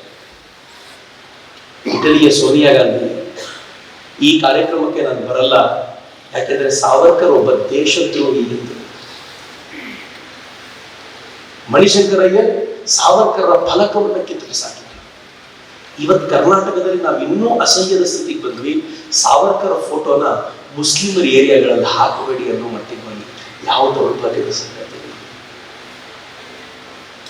ಮಿತ್ರೇ, ಸಾವರ್ಕರ್ ತಮ್ಮ ಅಮೂಲ್ಯವಾದ ಯೌವನದ ದಿನಗಳನ್ನ ದೇಶಕ್ಕೋಸ್ಕರ, ತಾವು ಕಷ್ಟಪಟ್ಟು ಗಳಿಸಿದ BA ಡಿಗ್ರಿನ ಬ್ರಿಟಿಷರು ಕಸಿದುಕೊಂಡು, ಅವ್ರು ಲಂಡನ್ನಿಗೆ ಹೋಗಿ ಗಳಿಸಿದ್ರಲ್ಲ ಬ್ಯಾರಿಸ್ಟರ್ ಪದವಿ, ಅದನ್ನ ಕಿತ್ಕೊಳ್ಳಾಯ್ತು. ಅವರ ಅಣ್ಣನನ್ನ ಸಾವರ್ಕರ್ ದೇಶಕ್ಕೋಸ್ಕರ ಕಳ್ಕೊಂಡ್ರು, ಅವ್ರ ತಮ್ಮನನ್ನ ಕಳ್ಕೊಂಡ್ರು, ಅವ್ರ ಅತ್ತಿಗೆನ ಕಳ್ಕೊಂಡ್ರು. 4 ವರ್ಷದ ಮಗ ಪ್ರಭಾಕರ ಇವ್ರು ಲಂಡನ್ನಲ್ಲಿದ್ದ ತೀರ್ಕೊಂಡ, ಕೊನೆಯದಾಗಿ ಅವ್ರ ಮುಖ ನೋಡ್ಲಿಕ್ಕೆ ಕೂಡ ಆಗಲಿಲ್ಲ. ಆ ತರದ ಸ್ಥಿತಿಯಲ್ಲಿ ಸಾವರ್ಕರ್ ಇದ್ರು. ಸಾವರ್ಕರ್ ಈ ದೇಶಕ್ಕೋಸ್ಕರ ತಮ್ಮ ಸರ್ವ ಆಸ್ತಿ ಪಾಸ್ತಿ ಎಲ್ಲವನ್ನೂ ಕಳ್ಕೊಂಡು ಪೂರ್ತಿ ಭಿಕಾರಿಗಳಾಗಿ ನಿಂತ ಸಾವರ್ಕರ್ನ ಸತ್ತ ಮೇಲೂ ಕೂಡ ಬಿಡದೇ ಇರೋ ಸ್ಥಿತಿಗೆ ತಂದ್ಬಿಟ್ಟಿದ್ದೀವಲ್ಲ, ಇದು ಅತ್ಯಂತ ದೌರ್ಭಾಗ್ಯದ ಸಂಗತಿ. ಈ ಕಾರಣಕ್ಕೋಸ್ಕರ ಸಾವರ್ಕರ್ನ ಮನೆ ಮನೆಗೆ ತಲುಪಿಸುವಂತ ಪ್ರಯತ್ನದಲ್ಲಿ ನಾವು ಸದಾ ಕಾಲ ನಿರತವಾಗಬೇಕು ಅಂತ ಈ ಸೇರಿರುವ ಪ್ರತಿಯೊಬ್ಬರಿಗೂ ಇರುವುದಾಗಿರುವ ಜವಾಬ್ದಾರಿ. ನನಗೂ ಬಹಳ ಕೆಲವೊಂದ್ಸಲ ವಿಚಿತ್ರ ಅನಿಸುತ್ತೆ. ಸಾವರ್ಕರ್ ಮಹಾರಾಷ್ಟ್ರದವರು, ಅವರನ್ನ ಕರ್ನಾಟಕದಲ್ಲಿ ಹೊಗಳೋದ ಎಂತ ಕೆಟ್ಟ ಮನಸ್ಥಿತಿ. ಸಾವರ್ಕರ್ ಮ್ಯಾಜಿನ್ ಪುಸ್ತಕ ಬರೆದಾಗ ಮಹಾರಾಷ್ಟ್ರಕ್ಕೆ ಸ್ವಾತಂತ್ರ್ಯ ಸಿಗಲಿ ಅಂತ ಅಲ್ಲ ಬರೆದಿದ್ದರು. ಸಾವರ್ಕರ್ 1857ರ ಸಂಗ್ರಾಮದ ಪುಸ್ತಕ ಬರೆದಾಗ ಮಹಾರಾಷ್ಟ್ರಕ್ಕೆ ಸ್ವಾತಂತ್ರ್ಯ ಸಿಗಲಿ ಅಂತಲ್ಲ ಬರೆದಿದ್ದರು. ಸಾವರ್ಕರ್ ಅಂಡಮಾನಿನ ಕಾಲಾಪಾನಿ ಜೈಲಿನಲ್ಲಿ ಕಷ್ಟಪಡ್ತಿದ್ರಲ್ಲ, ನನ್ ಮಹಾರಾಷ್ಟ್ರಕ್ಕೆ ಮಾತ್ರ ಸ್ವಾತಂತ್ರ್ಯ ಬರಲಿ, ಭಾರತಕ್ಕಲ್ಲ ಅಂತ ಯಾವತ್ತಾದ್ರೂ ಯೋಚನೆ ಮಾಡಿದ್ರೇನ್ರಿ? ಸಾವರ್ಕರ್ ಈ ದೇಶಕ್ಕೋಸ್ಕರ ತಮ್ಮ ಸರ್ವಸ್ವವನ್ನು ಕಳ್ಕೊಳ್ಳುವಾಗ ಅದು ಮಹಾರಾಷ್ಟ್ರಕ್ಕೋಸ್ಕರ ಅಲ್ಲ, ದೇಶಕ್ಕೋಸ್ಕರ. ಅದೆಂಗ್ರಿ ಮಹಾರಾಷ್ಟ್ರದವರು ಅಂತ ಕರಿತೀರಿ ಅವರನ್ನ? ಕಿತ್ತೂರು ಚೆನ್ನಮ್ಮ ಕನ್ನಡಿಗರೇನು? ಕಿತ್ತೂರು ಚೆನ್ನಮ್ಮ ದೇಶದ ಆಸ್ತಿ. ಅವ್ರ ಕನ್ನಡಿಗರು ಅನ್ನೋದು ನಮ್ಗೆ ಅಭಿಮಾನ ಅಷ್ಟೇ, ಆದ್ರೆ ದೇಶದ ಆಸ್ತಿ ಕಿತ್ತೂರು ಚೆನ್ನಮ್ಮ. ರಾಯಣ್ಣ ದೇಶದ ಆಸ್ತಿ. ದಯಮಾಡಿ ಇವರನ್ನ ಭಾಷೆಗೆ, ಇವರ ಪ್ರದೇಶಕ್ಕೆ ಸೀಮಿತ ಮಾಡಬೇಡಿ. ಯಾರಾದ್ರೂ ಹಾಗೆ ಮಾಡಿದ್ರೆ ತಲೆ ಮೇಲೆ ಇವರನ್ನು ಮೊಟಕಿ ಈ ಕರಿಬೇಡಿ ಅಂತ ಹೇಳ್ಬೇಕು ಅಥವಾ ಹೇಳ್ಕೊಡ್ಬೇಕಾಗಿರುವಂತ ಪ್ರಯತ್ನ ನಮ್ಗೆ ಆಗ್ಬೇಕಾಗಿದೆ. ಅಂದಿದ್ದಾರೆ ವಾಪಸ್ ಕಟ್ಟೋಣ. ಈಗಿನ ಭಾರತ ಮತ್ತೆ ಕಟ್ಟುವುದಕ್ಕೆ ಸಿದ್ಧವಾಗಿದೆ. ಯಾವ ಚಿಂತನೆಯನ್ನು ಸಾವರ್ಕರ್ ಕಟ್ಟಿಕೊಟ್ಟಿದ್ರಲ್ಲ, ಅದೇ ಚಿಂತನೆಯ ಆಧಾರದ ಮೇಲೆ ಗೊತ್ತೋ ಗೊತ್ತಿಲ್ಲದೆಯೋ ಭಾರತದ ಫಾರಿನ್ ಪಾಲಿಸಿ ನಡೀತಿದೆ. ಈ ದೇಶದ ಫಾರಿನ್ ಪಾಲಿಸಿ ಇವತ್ತು ಹೆಂಗಿದೆ ಅಂತಂದ್ರೆ, ಕಣ್ಣು ಮುಚ್ಕೊಂಡು ರಷ್ಯಾ ನನ್ನ ಫ್ರೆಂಡ್ ಅಂತ ನಾವು ಹೇಳಲ್ಲ, ಕಣ್ಣು ಮುಚ್ಕೊಂಡು ಅಮೆರಿಕ ನನ್ನ ಫ್ರೆಂಡ್ ಅಂತ ಹೇಳಲ್ಲ. ರಷ್ಯಾ ಉಕ್ರೇನ್ ಯುದ್ಧ ನಡೀತಾ ಇರುವಾಗ ಭಾರತ ಹೇಳ್ತು ರಷ್ಯಾದ ಮೇಲೆ ಜಗತ್ತೆಲ್ಲ ನಿಯಮಗಳನ್ನು ಹೇರಿರುವಾಗ ಭಾರತ ಹೇಳ್ತು ಪೆಟ್ರೋಲ್ ಡೀಸೆಲ್ ಕಡಿಮೆ ರೇಟಿಗೆ ಕೊಡೋದ್ರೆ ನಾನು ತಗೋತೀನಿ ಅಂತ. ಇಂಗ್ಲೆಂಡ್ ಗಲಾಟೆ ಮಾಡ್ತು, ಹೆಂಗ್ರಿ ತಗೋತೀರಾ, ನೀವು ತಗೊಳ್ಳೋದ್ರಿಂದ ಅನ್ಯಾಯ ಮಾಡದಂತಲ್ಲ, ಜಗತ್ತಿಗೆ ಕೆಟ್ಟ ಸಂದೇಶ ಅಲ್ವಾ ಅಂತ. ಈ ದೇಶದ ವಿದೇಶಾಂಗ ಸಚಿವರು ಲಂಡನ್ ಅಲ್ಲಿ ಕೂತ್ಕೊಂಡು ಹೇಳಿದ್ರು, ನಾವು ಇಡೀ ತಿಂಗಳಿಗೆ ಎಷ್ಟು ಆಯಿಲ್ ತಗೋತೀವಲ್ಲ ಅದನ್ನು ಒಂದು ಒಪ್ಪತ್ತಿಗೆ ರಷ್ಯಾದಿಂದ ತಗೊಳ್ತೀರಾ, ನಾಚಿಕೆ ಆಗಬೇಕು ಮೊದಲು ನಿಮಗೆ, ನೀವು ನಮಗೆ ಪಾಠ ಹೇಳಲಿಕ್ಕೆ ಬರಬೇಡಿ ಅಂತ. ಇವತ್ತು ಜಗತ್ತಿಗೆ ಜೋರಾಗಿ ಮಾತನಾಡುವ ದನಿಯನ್ನ ಭಾರತ ಪಡ್ಕೊಂಡಿದೆಯಲ್ಲ, ಇದು ಬಲು ವಿಶಿಷ್ಟವಾಗಿರುವಂತದ್ದು. ಜಗತ್ತಿನ ಎಲ್ಲರ GDP ಗ್ರೋತ್ ನೆಗೆಟಿವ್ ದಿಕ್ಕಿಗೆ ಹೋಗ್ತಿರುವಾಗ ಭಾರತದ GDP ಗ್ರೋತ್ ಪಾಸಿಟಿವ್ ದಿಕ್ಕಿನಲ್ಲಿ ಇದೆಯಲ್ಲ, ಖುಷಿ ಪಡಬೇಕಾಗಿರುವಂತ ಸಂಗತಿ. ನೆನ್ನೆ ಒಂದು ಹೆಮ್ಮೆಯ ಸಂಗತಿ ನಡೀತಿದೆ. ಇಷ್ಟು ದಿನ ಕ್ರಾಸ್ ಏನಿತ್ತು ನಮ್ಮ ನೇವಲ್ ಫ್ಲಾಗ್ ನಲ್ಲಿ, ಆ ಕ್ರಾಸ್ ಅನ್ನು ತೆಗೆದು 100% ಇಂಡಿಯನ್ ನೇವಲ್ ಫ್ಲಾಗ್ ನಿರ್ಮಾಣಗೊಂಡಿದ್ದಲ್ಲ, ಹೆಮ್ಮೆ ಪಡಬೇಕಾಗಿರುವಂತ ಸಂಗತಿ. ಭಾರತ ಸ್ವಾಭಿಮಾನದ ಆಧಾರದಲ್ಲಿ ಪುನರ್ ನಿರ್ಮಾಣಗೊಳ್ತಾ ಇದೆ. ಇಂಥ ಹೊತ್ತಲ್ಲಿ ಸೈಲೆಂಟ್ ಆಗಿರ್ಲಿಕ್ಕೆ, ಇಂಥ ಹೊತ್ತಲ್ಲಿ ನಮ್ಮ ಪಾಡಿಗೆ ನಾವು ಇರ್ಲಿಕ್ಕೆ ಅವಕಾಶ ಇಲ್ಲ. ಮೀರಿ ನಿಲ್ಬೇಕಾದಂತ ಅಗತ್ಯ ಇದೆ. ಆ ಮೀರಿ ನಿಲ್ಲುವಂತ ಪ್ರಯತ್ನವನ್ನ ಸಾವರ್ಕರ್ನ ಮೂಲಕ ಮಾಡಿಸ್ತಾರೆ ಅಂತ ನಾನಂತೂ ಭಾವಿಸ್ತೀನಿ. ಸಾವರ್ಕರ್ ಅಂದ್ರೆ ಸ್ವಾಭಿಮಾನದ ಸಂಕೇತ. ಮಿತ್ರರೇ, ಆ ಸ್ವಾಭಿಮಾನವನ್ನ ರಕ್ತದ ಕಣಕಣದಲ್ಲೂ ಜೋಡಿಸಿಕೊಂಡು ಹೊಸ ರಾಷ್ಟ್ರವನ್ನ, ಸಮೃದ್ಧವಾಗಿರುವಂತ ಸದೃಢವಾಗಿರುವಂತ ರಾಷ್ಟ್ರವನ್ನ ಕಟ್ಟೋದಕ್ಕೆ ನಾವೆಲ್ಲರೂ ಕೈ ಜೋಡಿಸೋಣ ಅಂತ ಅತ್ಯಂತ ಕಳಕಳಿಯಿಂದ ಹಾರೈಸಿದ, ಪ್ರೀತಿಯಿಂದ ಹಾರೈಸಿದ ನಿಮ್ಗೆಲ್ರಿಗೂ ನಾನು ಅತ್ಯಂತ ಪ್ರೀತಿಪೂರ್ವಕವಾಗಿ ವಂದಿಸಿ ಪ್ರೀತಿಯಿಂದ ಆಹ್ವಾನಿಸಿದ ಮಿತ್ರರಿಗೆ ಧನ್ಯವಾದಗಳು. ಒಂದ್ಸಲ ಭಾರತ ಮಾತೆಗೆ ಜೈಕಾರ ಹೇಳೋಣ. ಉಚ್ಚಕಂಠದಲ್ಲಿ ಎರಡೂ ಕೈಗಳನ್ನ ಗಾಳಿಗೆ ಬೀಸಿ ನನ್ನ ಜೊತೆ ಭಾರತ್ ಮಾತಾ ಕೀ, ಭಾರತ್ ಮಾತಾ ಕೀ, ವಂದೇ ವಂದೇ ಜೈ.